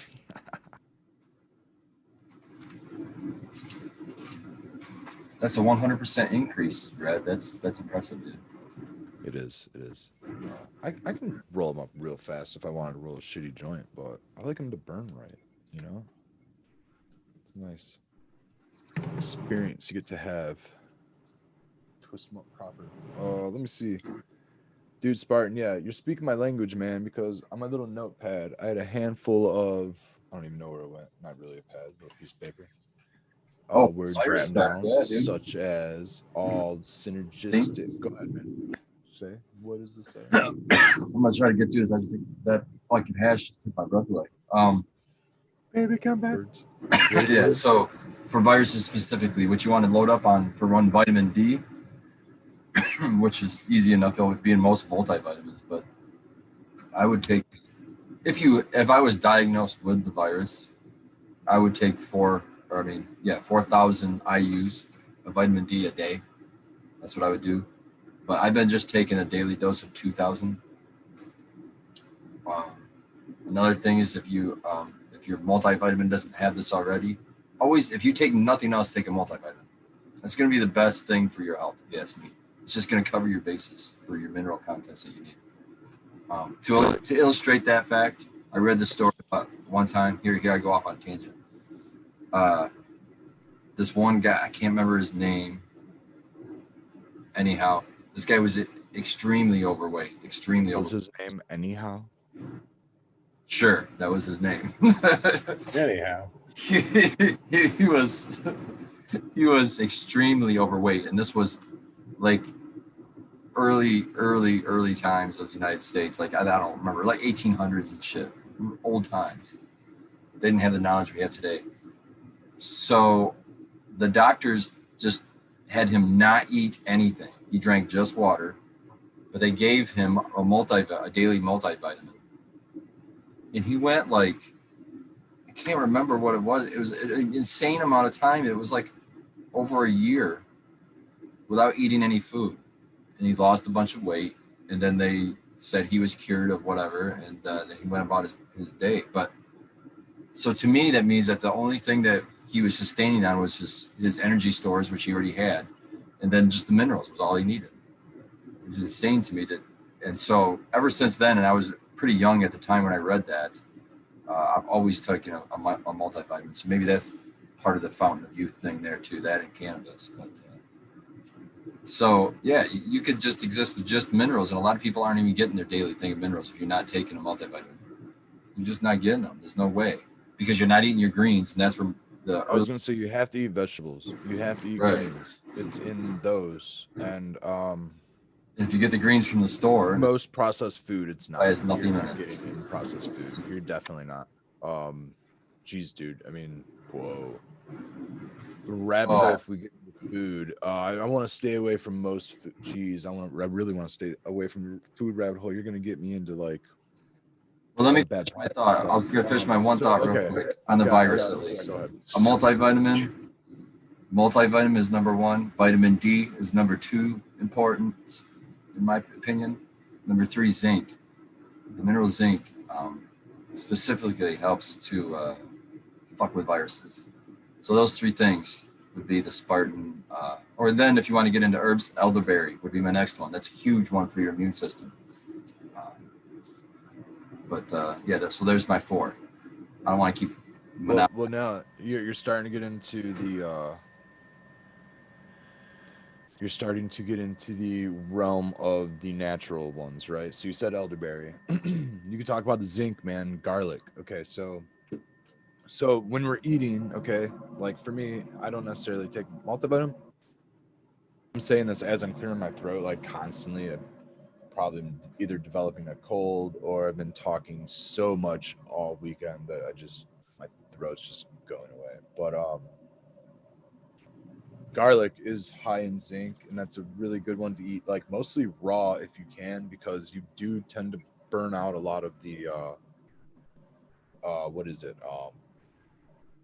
Nutrition, I suppose. The nutrition value, the element, I suppose. Cascadian Grown burning is away. saying elderberry, echinacea, and calendula. I know about Calendula. elderberry. Ooh, that's the one I don't have. Calendula. Rosemary Okay. in just about everything I eat. If I'm making eggs, anything I eat, dude. I usually cook up greens and eggs, things like that. I try to eat vegetables as much as possible, but ginger, I try to muddle and put ginger in my body every single Ooh, day. I do you try want to do the put garlic tea? in my body as much as I can. Did we do the I tea try to recipe? put, yeah, I could tell the tea recipe. I told it last night. I tell it tonight. Muddle some ginger, man. Like a quarter size round if you can get it, maybe a quarter-inch thick or so. You know, get yourself a nice little chunk, whatever you can tolerate. Muddle it down. Give yourself a spritz of a wedge of lemon in there if you want. I like to do it, and a little bit of honey. And honey is the other one that I want to talk about. And then just I add hot water to it. You can let it sit if you want. You can just drink it, depending on how hot it is. Let it cool. By the time it cools and you're just able to drink, it's pretty much good to go. I keep adding water to it. Honestly, you can keep pulling the juices out of the ginger. Add a little bit of honey if you want. You know, up to a tablespoon, couple tablespoons of honey a day is antiviral, I mean, it's great for you just the same, especially if you can get local honey. It's going to help with your allergies and things like that. So I try to put Eat honey in my gingerbread body house every once a single week. day. Dude, I try to put theobromine, chocolate. Eat some dark chocolate or something. Theobromine is a great synergistic effect with a lot of, especially cannabis. This is not really, I don't know how scientific this is backing, but like I think Paul Stamets talks about this one specifically, where theobromine. I gotta rip this bomb. Rip away, Red. It's like theobromine and psilocybin and cannabis, and the triad of those is like synergistically excellent for the body and mind and everything. So, you know, as experimental things go, I like to put theobromine. I like to eat some dark chocolate kind of on a daily basis. So I like to include that in my diet. Just a couple little nugs here and there if I can. I get like chocolate covered cranberries and stuff, raisins, whatever. Dude, shiitake mushrooms, lineman mushrooms, any kind of good medicinal mushrooms, antiviral. All that stuff's really great for you. Like you said, echinacea also great for you. The elderberries great for you, man. But like all those things, what else do I have on here? Yeah, just the garlic. I put sage in all my food too. Just dust a little bit of sage. I'll dust a little bit of thyme. You can get yourself a nice little spice rack. Toss a bunch of those spices in there. Grow those spices. You have them all season long. You know what I mean? I'm down with Still, your I still oregano. need to harvest my And I rosemary. love one quick tip is like I had that little herb garden going this year, and I really just let them grow. And I would every time I mowed the grass or I was outside, I'd walk over and I made it a mission. I would eat at least one leaf off each different herb every single day that was out there, and it's so flavorful, and you get to taste them like at different times of its growth. You get them really early on. It's like holy shit, it's so powerful sometimes. It's such a Red Setter Farm thing. That's an excellent mission. I'll go out there. I'll do the same thing with like rosemary and thyme and stuff. You just a couple little nibbles, man. You just want to get it in your body. I love to do that spinach. Make sure I try to get spinach, any kind of greens, collards. I still have a little bit of kale. spinach. It bolted in the summer heat, and then it reseeded, and it just started coming up, and it's like maybe this tall in a pot outside. It traveled from my raised bed to a pot on my porch. Grow broccoli, but eat the greens. Awesome. You'll get so dude, much more broccoli food is so off your good. plant if you just eat the greens. And Stem, then you also the get whole the thing. flowers too. Yeah, Eat the I add whole all thing. that to the Eat the soup. flowers, eat the All greens, of it. everything. Yeah. I love broccoli. I've got one right And, now, flowering. I think it's going to So you're thinking of salad or something. Most people are probably thinking salad. It's so fibrous. A lot of these plants that we're talking about, real fibrous, kale and shit like that, broccoli. Yeah, raw is really rough, man. I'll cook greens up almost in like, especially when I cook eggs or when I cook most food, whatever. If I cook asparagus or something, I'll get like those bulk mixed blend. It's got like 50% spinach, 50% like spring mix, which is basically arugula and all kinds of different leafy greens. And I'll toss all of that into a frying pan with a little bit of oil, and I'll cook it down in almost nothing. You can basically eat 2 pounds of leafy greens. If you just cook it down into like a handful, and all you like 3-4 bites, boom, you just took down like 4 pounds of leafy greens, and it's a ton of, like Spartan's saying, minerals. You might cook out maybe a little bit of nutrition here and there, but you're getting hard, dense minerals in your body, easy and fast that way. Or you could run it through a juicer too. Juicing is an excellent way to do it too. Different people in the chat, Like some great suggestions also on mushrooms. Wow. We haven't even touched the medicinal mushroom realm. I mean, oh my gosh. You get some Dandelion leaves. down and inoculate some wood chips. And that's kind of my dream. I haven't done it yet, but that's kind of my dream, is to go around my raised beds, and instead of having the grass there, I want it to be all wood chips. And then I want to inoculate those with, different, all different kinds of mushrooms, like let's get some, I don't know, blue oysters, because they're going to be easy to grow. Get the, can't think of the actual name, but it's the king of the mushrooms, or whatever they call it. It gets huge, big mushrooms. And you can cook these things in like different steak sauces and stuff, and you swear that's pretty close to steak. So it's just so cool. I had so much fun this year with the little bit that I did, to walk outside in the summertime and pick 4 or 5 things off of some plants and just make a dinner out of it. Every fucking day. It was amazing. I didn't have to go to the store. I didn't do any of that stuff. And I could just pick crap from my yard. I even had my seasonings in my herb garden. You know what I'm saying? So it's just like a sense of freedom, and like it really helps when everybody else is freaking out. Food security, it really gives you peace of mind. Yeah, man. Dude, you're totally right, man. It's like I'd go out there to water my cannabis, and it's like, there's a bean, there's a radish, there's a little bit of this. I just had lunch, grab like. Yeah. I'm not big on like dressings and all that stuff, and I'm not a sugar person. I'm not a sweet, and I took like dairy out, so I don't ranch or nothing like that. Sometimes I'll do oil vinegar style dressings, like Italian or something like that. But those are my favorite. Most of the time, if I'm out in the garden and there's some leafy greens and shit laying around, I'm gonna snag some cannabis leaves. I'm gonna snag some collards and some whatever else is out there, and I'm just gonna eat it while I'm walking around. I just have a raw palate like that. It may be an acquired taste. I don't know, but that's just a tendency that I like to have. Anybody else watching the smoke coming out of Red's bong? Yeah, I'm seeing it's just coming out of the top. I'm like, smoke that bong. Smoke that bong. So Uncle Smoke in chat, I'm going to take the bait. Uncle Smoke in chat says, are the red and white Christmassy mushrooms good? And I'm just going to say, Amanita muscaria? No. Don't eat the Amanita muscarias unless you absolutely know what the fuck you're doing. It's like a dream mushroom. I don't think that's a... there's some toxins. Well, there's some toxins. Toxic. Yeah, there's some toxins in that mushroom that have to be removed. So just don't eat those. Don't eat the fucking mushrooms you see on Mario. Don't eat them. I know that there's a lot of wild pickers out there, and I know a lot of people are very confident in doing it. And I would trust Paul Stamets as one of them. There's not a handful of other people aside, maybe John Allen or a few of those that I may trust. Like with my life, literally, because you're talking the difference between something that looks identical. Something looks identical. You literally have to take spore print, identification. You have to know what the gills shapes are, and so many other different things. It's not necessarily just like the dye in the blue and everything.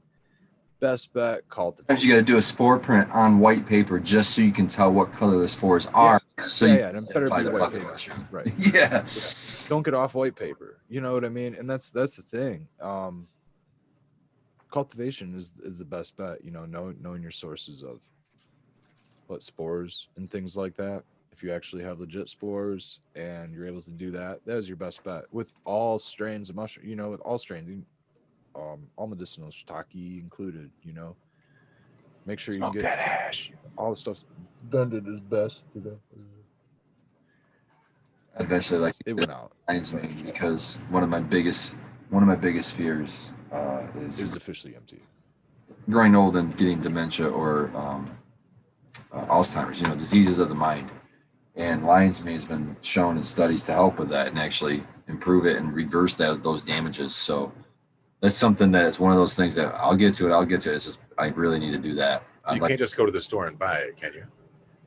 I could go to the dispensary and buy weed too, Skilbo, but I don't. No, I don't know if you can buy I it in have stores found or it not. farmers markets. So Okay. No. most farmers markets you can. If I were to do that, I would go to actually Host Defense, which is Paul Stamos' company, where they grow them. Yeah. And he actually puts mycelium even in. It's not just all the fruiting bodies; it's actually got the mycelium as well, which you got. I think it's mostly almost, or like almost 100% mycelium. I think that's Right, so it's got more of the medicine because that's Yeah. where most of it's manufactured, to my understanding. So if I were to buy it, that's where I just buy the best, but it's kind of expensive, so that's what's kept me from doing that. But yeah, if I were to buy it, that's what I would do. And it might come to that because I just don't have all the time in the world. You can get them on Amazon also. They're like Yeah, 40 it's bucks a still, bottle. yeah, that's what I was saying. And I think the bottle I was Not looking cheap. at last me a month or something. And I was like, ugh, $40 a month, geez, it's more than I pay for the TV and Yeah. stuff. Yeah, it's about a month's worth. Yeah. It's like 50 capsules or 60 capsules for twice something like that. Yeah, something like that. Like you take two or something. It was a Yeah. supply for It's about a $40. month supply, yeah. Oh, $40. Come on. Raptor Grow's got the old school tech there with the aluminum foil for long-term storage. I've seen that before, man. So he seems to say that there's evidence. We can still talk about Paul. He's a great dude. I wish we could get him on this show, man. That'd be sweet, dude. I'd love to pick the dude's brain. That'd be so cool. Synergistic effects, kind of like an entourage effect, or even one helping the other between psilocybin and lion's mane, specifically with neurogenesis. Is it neurogenesis? Neuroregenesis? Neuroregenesis. Yeah, actually, Neuroregenesis. That's what it is. Neuroregenesis. I don't think it like repaired the damage in the neuron, but what has been shown was it created like a synapse around, and so not so much like it didn't so much fix the damage, it just built a bridge around it, which is just as good. So we need to start dosing Granny with mushrooms. Is basically what's going on. Sure. Um, Well, in lion's mane all at of them. least. It's So not even so like hallucinogenic. include lion's mane, include psilocybe, include the dark chocolates. Get that theobromine, get the FSO, get all those other herbs, a little bit of rosemary. I think that's a great daily supplement. You could probably put all of that in a couple good 3 bites if you wanted. And I'm not talking about like busting out mushrooms and all that stuff. I'm talking about like tiny amounts, super tiny, non-tangible, identifiable to the psyche amounts. This is stuff that like you don't even know that you took it. It operates on your body the same way that taking a microdose of cannabis does, where you don't feel it. You're just putting it in your body. To us, a microdose of cannabis could be 25, 50 micrograms. You know what I mean? Where we're like, we don't feel it, but we're eating FSO, we're smoking joints, just Right. put cannabis in our body. You know what I mean? And it doesn't really get us high. And that's kind of the same deal as putting. So garlic's a stimulant, man. Garlic is an excellent. You can kind of get high off of garlic if you know what you're looking for. You get yourself a clove or two of garlic, you're gonna be like, whoa. At least for me, I'm like, the first time you eat raw garlic, it is an assault. Like the first time I literally pulled it out of it creeps up on you. pulled it out of the ground, peeled it, and fucking ate it. Oh my gosh, dude. Yep. And that's what I mean. About Don't assault. cook your garlic. Eat it raw, and it's like it'll hit you in the head. And I don't know if it's I don't think it's an entourage with cannabis because I wasn't really smoking at the time. I was just like, whoa. But there's like that's everything. Everything's like semi-psychoactive in its own way. You just have to let your body digest it right, And usually our bodies don't digest it right because we're packed full of sugars and other stuff that's blocking neurons and causing us to degenerate. I think if you grow some weed and you get, any kind of success with that, you start thinking about other plants. That's the gateway. You start growing other plants, and when you start growing other plants, and then you realize, you make the connection that when you grow, we'll say you grew a tomato plant. That's a common one. And then you compare that to a tomato you had at the store, and you're like, wow, this is so much better. Just like the weed you grow at home is so much better than the weed you can get at the dispensary. It's the freshness, it's the, actual minerals, it's actually harvested at the right time, all these things. And then you make the connection to, you throw some herbs in, and you're getting these medicinal benefits. And then you realize even eating this food that you grew yourself that's way higher in mineral content, what you're eating every day is really your medicine. And once you make that connection that what I'm eating is what's the medicine for my body, then you don't want to eat bad. You know, I walk, you know, Just don't need medicine down the after store. that. Yeah, I walk up and down the store aisles, and I'm like, I don't. Why does everything Want have any of this shit? Right? sugar in it? Why does everything have to have like 50 grams of sugar in it? Why? And it's just like, yeah, I just look at these boxes and I put them back down. I look at this box and I put it back down. It's like, I don't even want to eat There's any a shit. huge connection and correlation between, okay, so serotonin and we're all happy. Like cannabis does a lot on serotonin and things like that. It's 1 CB2 receptors are serotonin boosters. They a lot of serotonin's in our gut, man, and I think that's what they're finding out more recently. But something that we don't really talk about enough is how much serotonin is in our gut. And when we are killing our guts with fake foods and basically sugars and poisons and bad bacterias, that affects our psyche in our mind in a way that we don't necessarily realize. It's very subconscious to us, but it is who we are. So essentially, like our serotonin is who we are. And a lot of bad bacteria, sugar bacteria, and things like that will affect our serotonin, our gut serotonin, in a way that causes us to be agitated and cranky and assholes and things like that. And overall tendency to be in a bad mood and whatnot.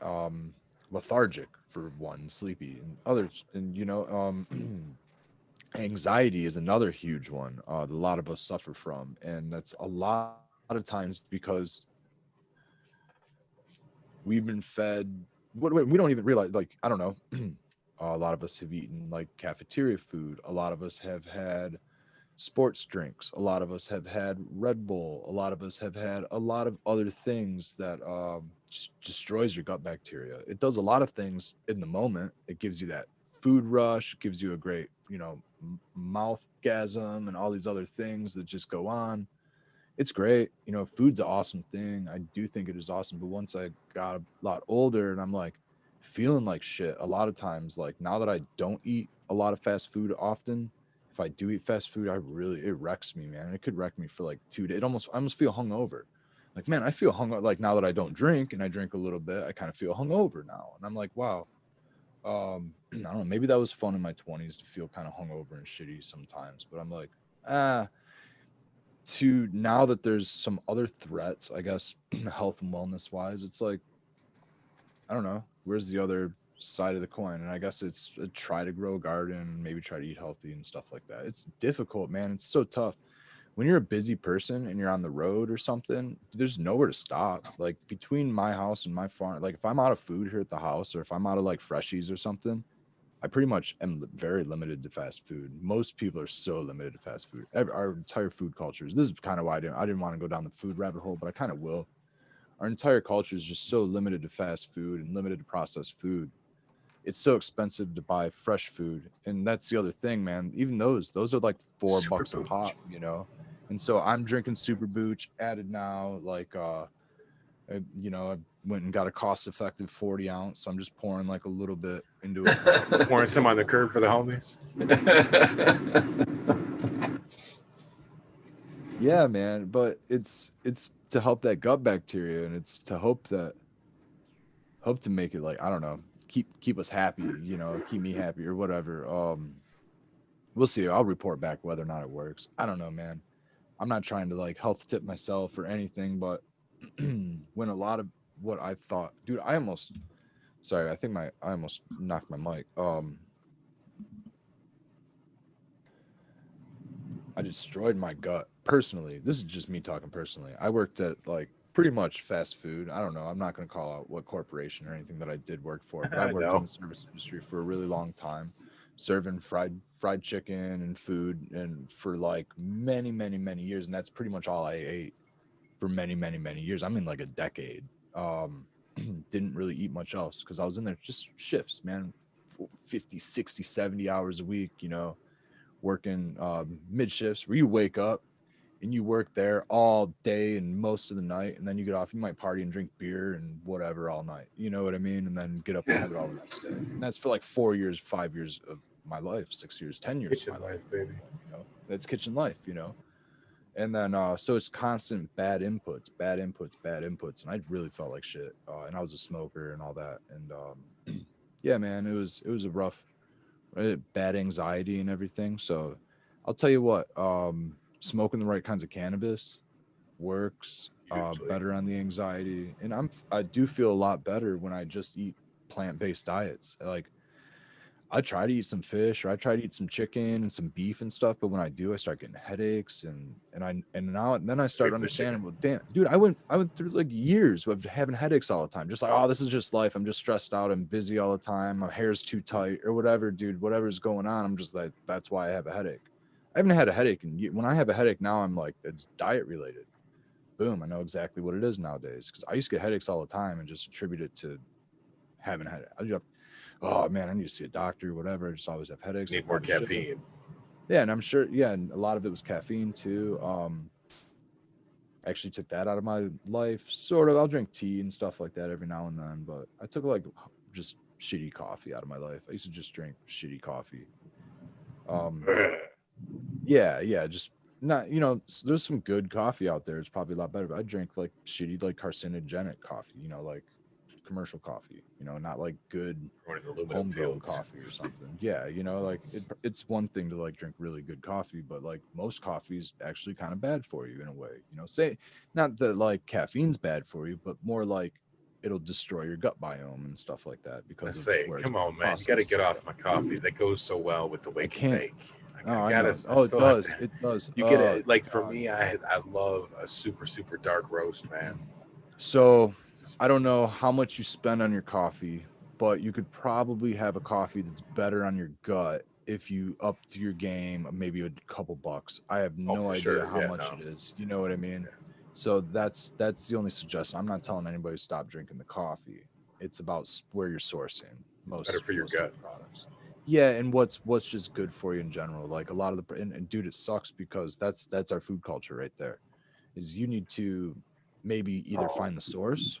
You have to kind of go to the source to get it cheaply, or it costs more money. You know, and most of the time for most people it costs more money, and that's where we're stuck.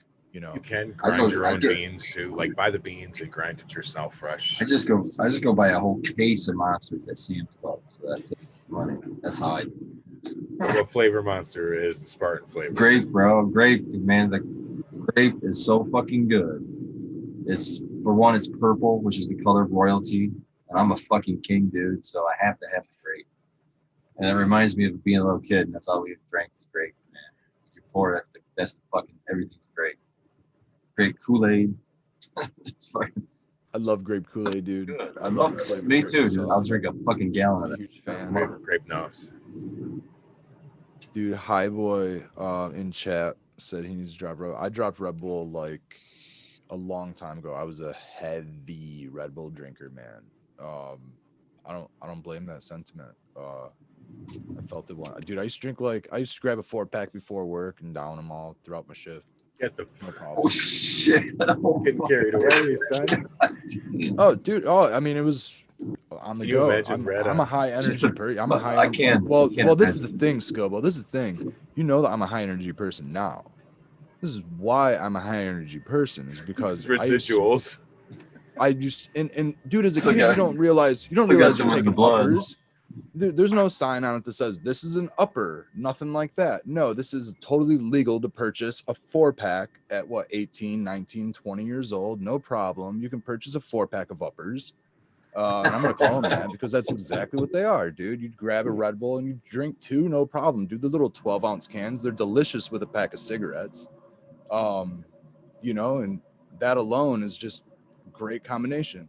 So yeah, man, I drink a couple Red Bull, smoke a couple cigarettes, you know, on the way to work, and throughout my shift, drink another couple Red Bull because it's high energy, fast paced shift. You don't realize you're taking uppers, and that's basically what you're doing. That's Right, you it. claimed That was another a great victim topic is- I wanted to get into is the hypocrisy of that. Because how cannabis is so demonized, man, and how innocent, and even like I don't want to use the word, even entheogens, right? Even some plant entheogens, such as what we were talking about, psilocybe or something like that.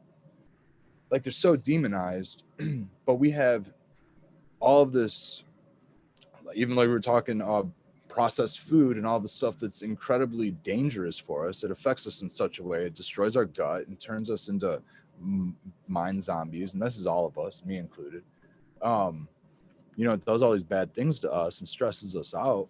And all that stuff totally legal to like operate at scale. You know what I mean? No problem. Even alcohol, any of that stuff. Operate at scale, no problem. Destroy our bodies at scale. Like the medicines, the actual stuff that's helping us is kind of demonized. It's hippy dippy and kind of woo woo to What's that? woo woo. Yeah, it's totally woo woo to like grow a bunch of sage and rub that on your body instead of using some soap that's gonna have carcinogens in it. You know what I mean? It's a strange The thought. patchouli bath, right? Yeah, totally. But and it's totally good for you. You know what I mean? But it's so there's a hypocrisy there, and so you can get. I don't know how to talk about what you can get, but like, I mean, like, oh man, Skilbo. We love you, Red. Fucking rock.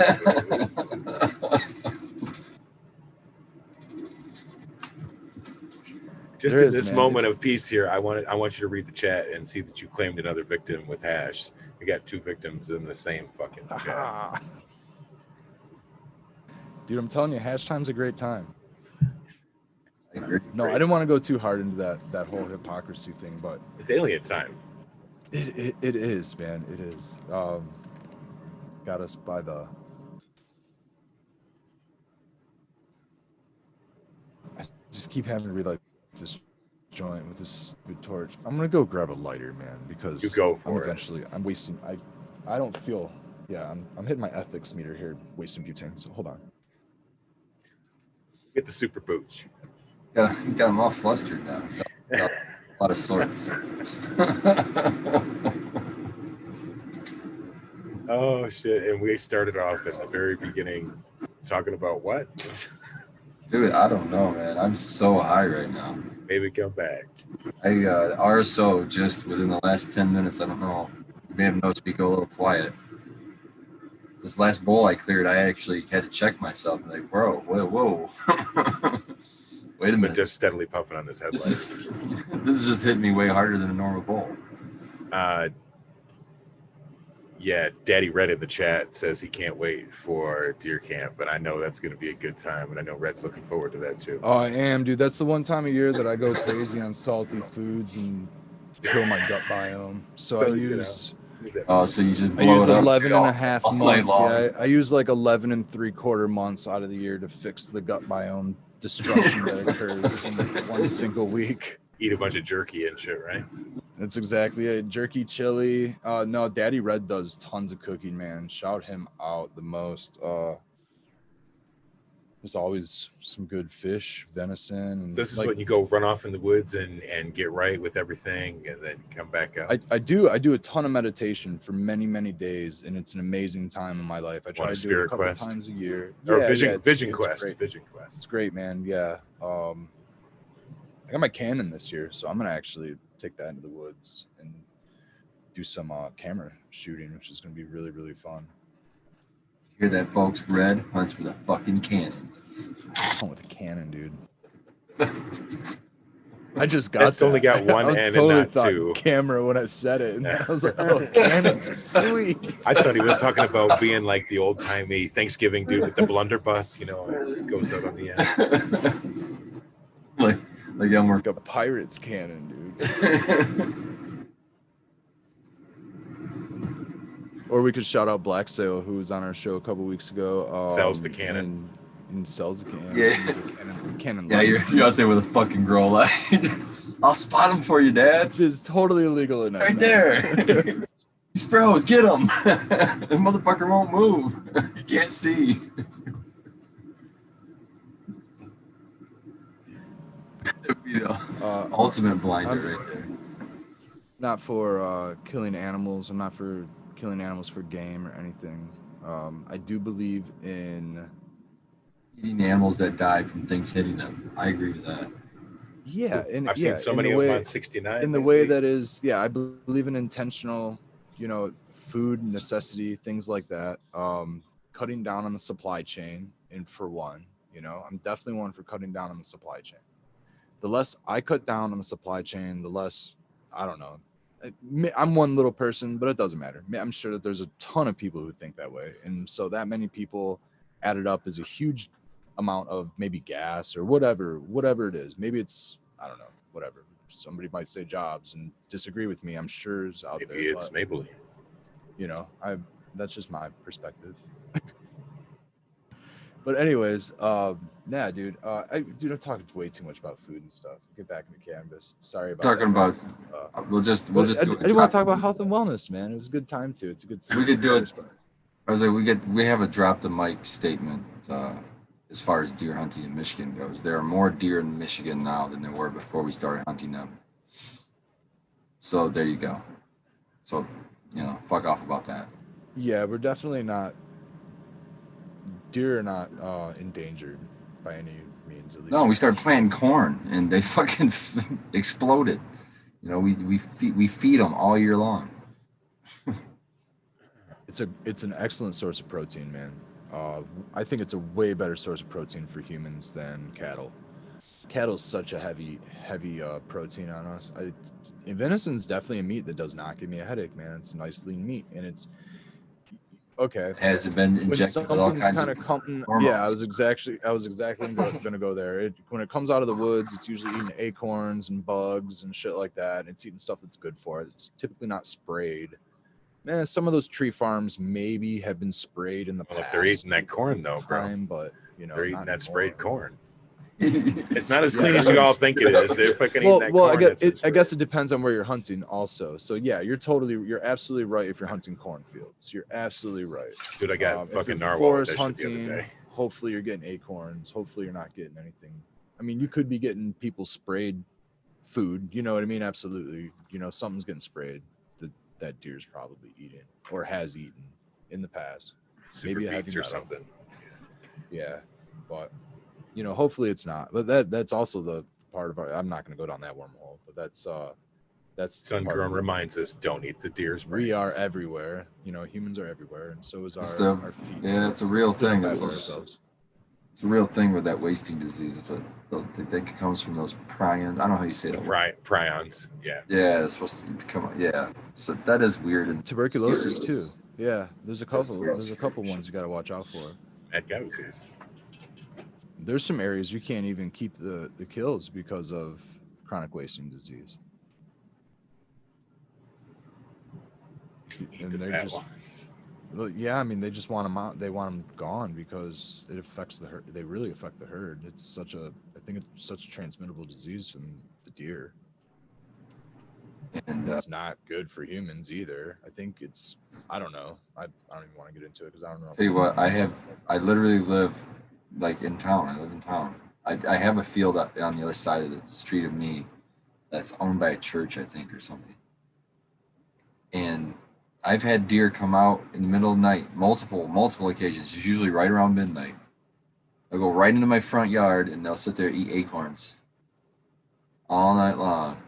2, 3 of them, sometimes 4.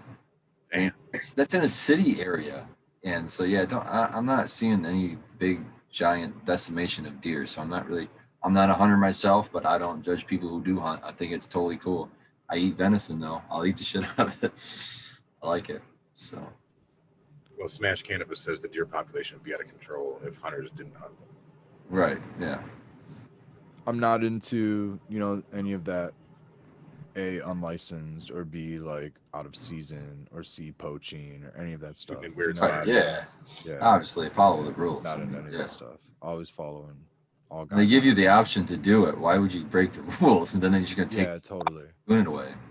I mean, you hunt your own food. It's a great thing. And then you don't even have to do all the cleanup. You can take a cleanup to a processor just the same. Somebody else will do the cleanup. They'll package it up all nice for you, and then you go toss it in your freezer. You'll like it way better if you do it yourself. I'm definitely not there yet. Don't cut the bladder. I'm just saying, man. How much do you trust that you're getting the same animal back? That's the thing that always goes through my mind. I know they fucking say this and that, but still. Not a bad point, you know.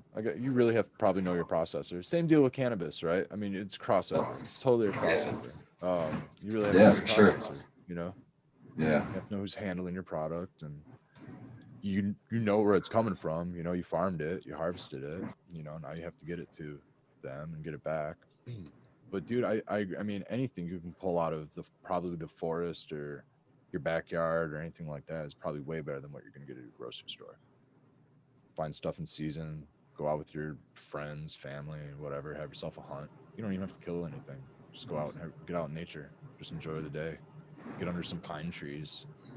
Smoke a doobie with the pines. That's always a good one. Pines are so quiet. It's like a carpet underneath them. It's so fucking awesome. Yeah. I can't suggest you to do that while you're hunting, but If there's a bunch of fucking crows or something in the pines, then it's noisy as shit, but it's got a cool sound to it then too. No, you don't want to get shot either. yeah, don't do that. Red's while got you're a cannon and hunting. launching a 30-06. Not crossing those over. Red, don't wear antlers. Never wear. Yeah, no way. Okay, check this out. If you're hunting mushrooms or whatever, do it midday. Probably you don't even need a gun. After 11 o'clock, I would suggest to wear orange. But if you're hunting mushrooms or something, let's say sometime in October, anytime, do it midday when the hunters are probably not in the woods. They're probably gone by 1 o'clock. Yeah, and close to the evening. Yeah. Usually lunches for most hunters aren't going back to the woods until like 3, 4, maybe some closer to 5 o'clock, and only doing it for a couple hours. Deer really don't get up and start moving until the sun's just getting ready to set. You know what I mean? So there's not a lot of time, and they're usually setting, sleeping most of the midday. Sun's high in the sky. They're usually sleeping because like most season is now. Right, like October and then early November into December, and then it's done usually like right before December. So you only get until like 5 o'clock really by the end of it. Red Deer Farm. I love venison, man. I think it's a great lean meat. Like I said, I have no problem keeping that in my diet at all. Eggs, I think there's dishes that venison are better than beef, but then there's vice versa too. For me, venison, like if it was ground venison or something, that's got to be chili, or it's got to be some kind of like a Mexican style dish like nachos or tacos. Deer nachos. It would be Venison difficult tacos, as a burger. I haven't had it as a burger, so I agree. This is turning into an old JRE fucking podcast. You can blend it. About elk It's next. the late set. You get because it's so because it's It's because it's so lean. Dude, we lost all of our vegan viewers. I apologize. Come back. I had them with the cooked greens, and then we killed them with the cooked venison. But Yeah, I'm sorry. Chad definitely This is took where a it's turn. I'm sorry. I was high and I'm it's a hungry. late sesh. We're burning them, and we got through. If you're still listening, cannabis if you're listening live and you're not high, it's your fucking fault, man. Exactly. You know what happens after hash time. We just don't talk about what happens after hash time. Yeah, Alien but abductions. that's probably my favorite. I gotta agree with who said it. Somebody just said in chat. Oh, Sungrown 707, saying that deer chili is good, and that really is. The venison chili is probably my favorite venison dish. I just fucking Delicious, man. It really is. Venison jerky. Shout out to Canna Kate. She hooked up some badass fucking jerky last year, man. Venison jerky. Dude, yeah. Medicate that. Elk or venison elk is probably my favorite jerky. But yeah, dude, her venison jerky was so good. Yeah, Delicious.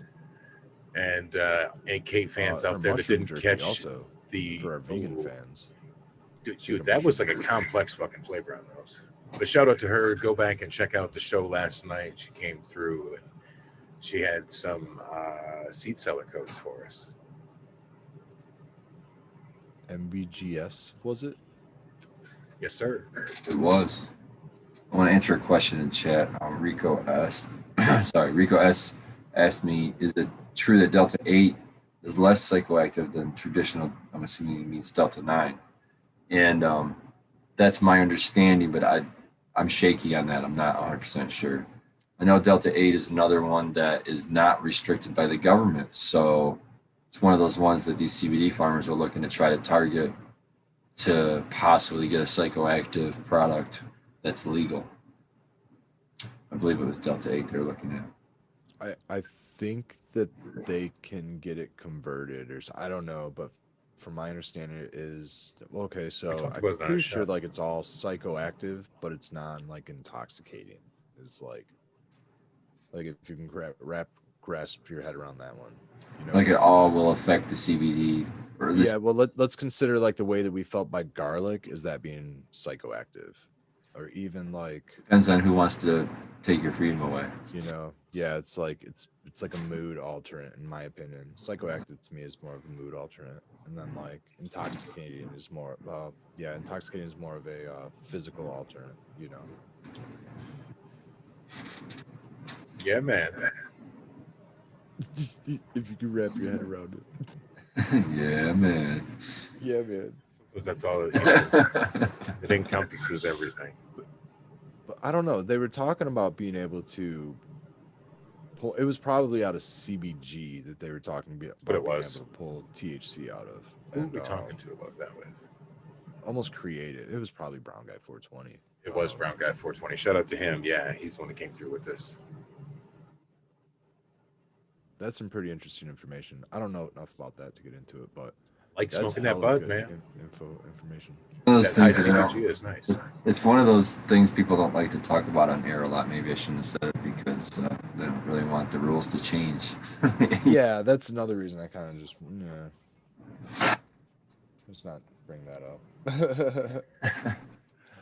Not my industry. Don't want to hurt anybody.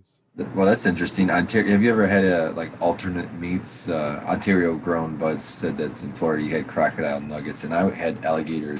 Yeah, I have. And I thought that was good, and I've had ostrich, and I thought that was very good. It was a burger, but that was really. Emu burger. Oh, and I've had some shark. And that just tastes like a steak, so I was down with that. And I don't like fish, so I could eat a shark. A little dry, but I could eat a shark. Bullfrog. That's a good one. Oh, frog! I've had frog too. I had frog legs. That tastes just like. That's one of those things that does taste just like chicken. Just like chicken. Yeah, that to me. Yeah, that pretty much chicken. Yeah, I was gonna say maybe a fish, but yeah, chicken or a whitefish and some type of a heavy whitefish.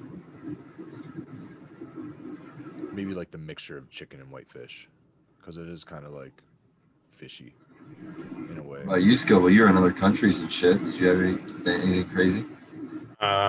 We had some fucking boar before.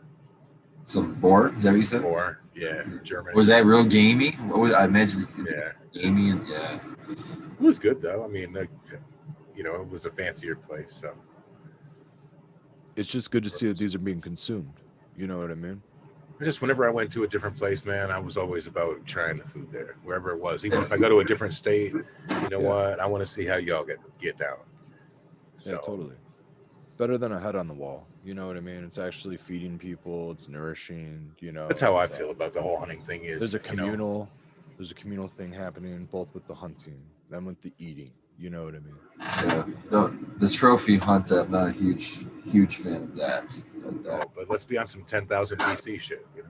Yeah, that one I have a hard time justifying. I don't understand that one so much. But yeah, if you eat the thing, I think you should. If you want to go out and kill it too, and you're gonna be the one eating it, I think that's about the fucking best. I don't think there's a more truer way to do something other than grow your own plants and consume them. You know what I mean? And that's what I do mostly. Yeah, I like to respect all that endangered species and all of that.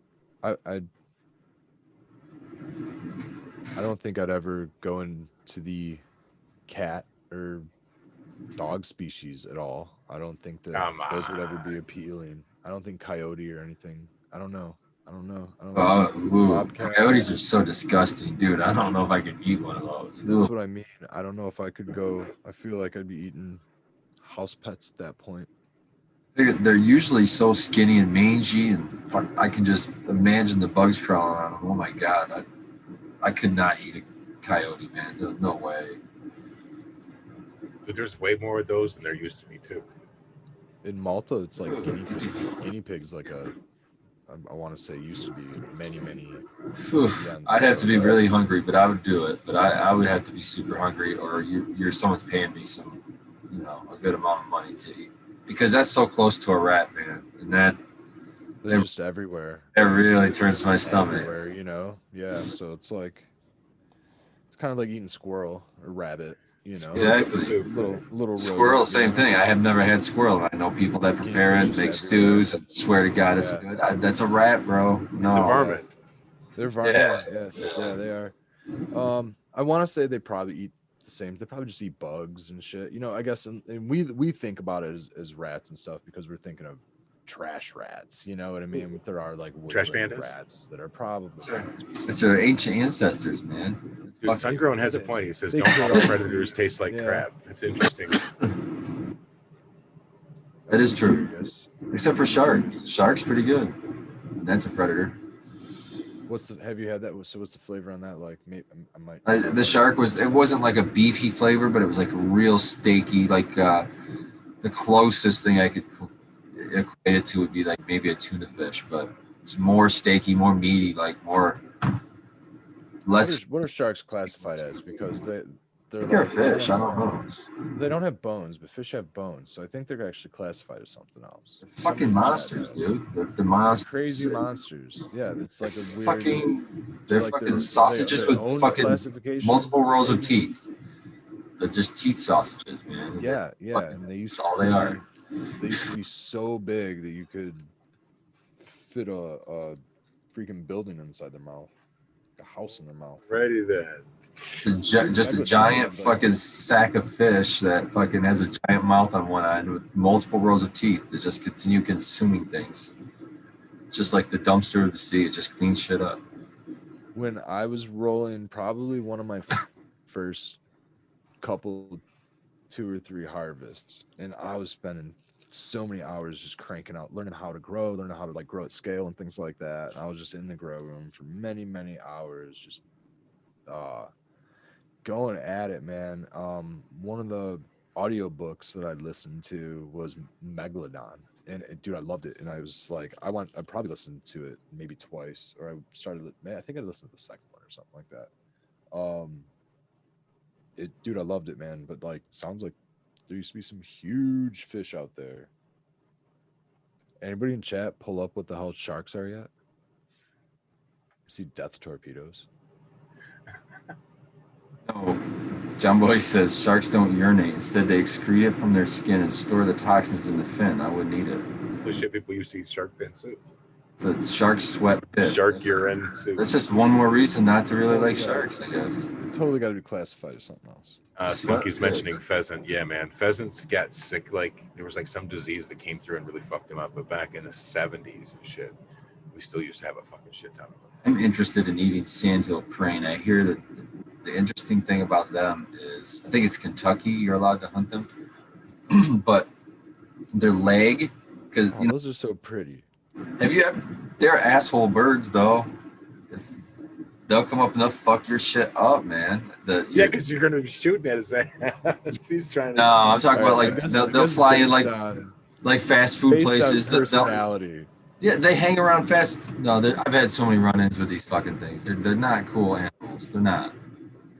So anyhow, seriously, at work, these stupid animals would see their own reflection in the front door, which was a glass front door, and they would smash their heads relentlessly on this glass door. And we'd come in to go to work, and it looked like there was a murder fucking scene, just blood everywhere. And we'd clean it up just to come back the next fucking day to the same mess. So no, like the smart. Were there ever any carcasses ever there to be cleaned up? Or they're just ignorant birds. I mean, they're just whatever. But anyway, they say their legs are. What's interesting about them is their leg. Do they like duel that way or something? Do they? Have you seen their beaks, dude? They got like a fucking beak like this fucking long. They're very exotic. It's like having a sword strapped to your face and you just headbutt everything with it. That's a big bird, man. I could see. I mean, chickens aren't the biggest bird. I mean, ducks actually are really good. The interesting Ducks are really good. about them, though, is they have dark meat for where their leg, because they're so muscular in their upper part of their leg. Yeah, yeah. Dark meat, but their breast is still a white meat. So you get like a beefy flavor from the legs, but then you get that like chicken flavor from the breast. Yeah, there's two totally. They like different on them down flavors. there for that. I'm like, that's fucking awesome. It's kind of similar to like that. You brought up somebody brought up pheasant. Pheasant's delicious yeah. too. If it's done right. Yeah, don't people in chat are laughing at. Don't go challenge those fucking birds, man. They'll come They'll after. fuck you up. They will fuck you up. I'm just saying. I mean, I haven't gotten. I'm not brave enough to go after them. I have no reason to. But The no. dinosaur descendant. Like- throw shit at them. If they start coming towards me, I'll throw shit at them, man. I'll throw rocks at them. Fuck them birds, man. I'm not playing around. I defend my fucking territory, man. Oh, we end up getting these little stickers just to end that story. These little stickers that you stick on the window, and it's just like a weird graphic to break up the image so that the damn birds didn't keep headbutting the damn door. And you know, they just kept headbutting the door until they would be bleeding all over. I mean, you can see it on the video, just sitting and watching, just banging its head on the door like an idiot. Wish you guys still had the video. That wasn't at Mid Mechanical, was it? Was it Yeah. recently? Oh, it wasn't Mid Mechanical. No, it wasn't recently. It was early on. But yeah, until we got those stickers for the door. But yeah, I had a deer walk by, since we're talking about it, on my camera footage, set off my camera footage the other day. Like, oh man, pretty sweet. He definitely wasn't banging his head on my door or doing anything exciting or fun. He just Fucking walked listening by. to Quiet Riot and shit. Yeah. Yeah, he had headphones on. You know, he was rocking. At least courteous. Dude, that's awesome. What Dude, a show! What a show this has been, guys. We have fucking ran the gamut from. I don't know. This was a wellness episode, I guess. It was a wellness episode, man. wellness It all is. It all is. So it's like enjoyment. And yeah, and all that stuff. Aldrich thinks that Spartan has underlying issues with birds. No, I've never been attacked by a goose. I've been attacked by a turkey and by chickens. So He those, has some hatred towards a few different kinds of animals. That's for The sure. aviaries. yeah, the turkey and Squirrels. that attacked me both are expired. They can all get it. So they met, they got their karma pretty quickly. There was one other thing I wanted to stress, but oh, here it is. Rico S. I'm going to struggle, but I'm going to try. Sharks are classified as An elasmo branch. branch fish characterized by a cartilaginous skeleton. Cartilaginous skeleton. Easy, buddy. Easy. They almost got me to say. They almost got me to say something completely different. Oh shit. Burton is a cunning linguist. Hey, I'm not going to confirm or deny. Definitely always a good time to get high with some cats, man. I'm sure it's based in cartilage, so it's got to do with the cartilage. Cartilaginous. Hey, that sounded good. Sure.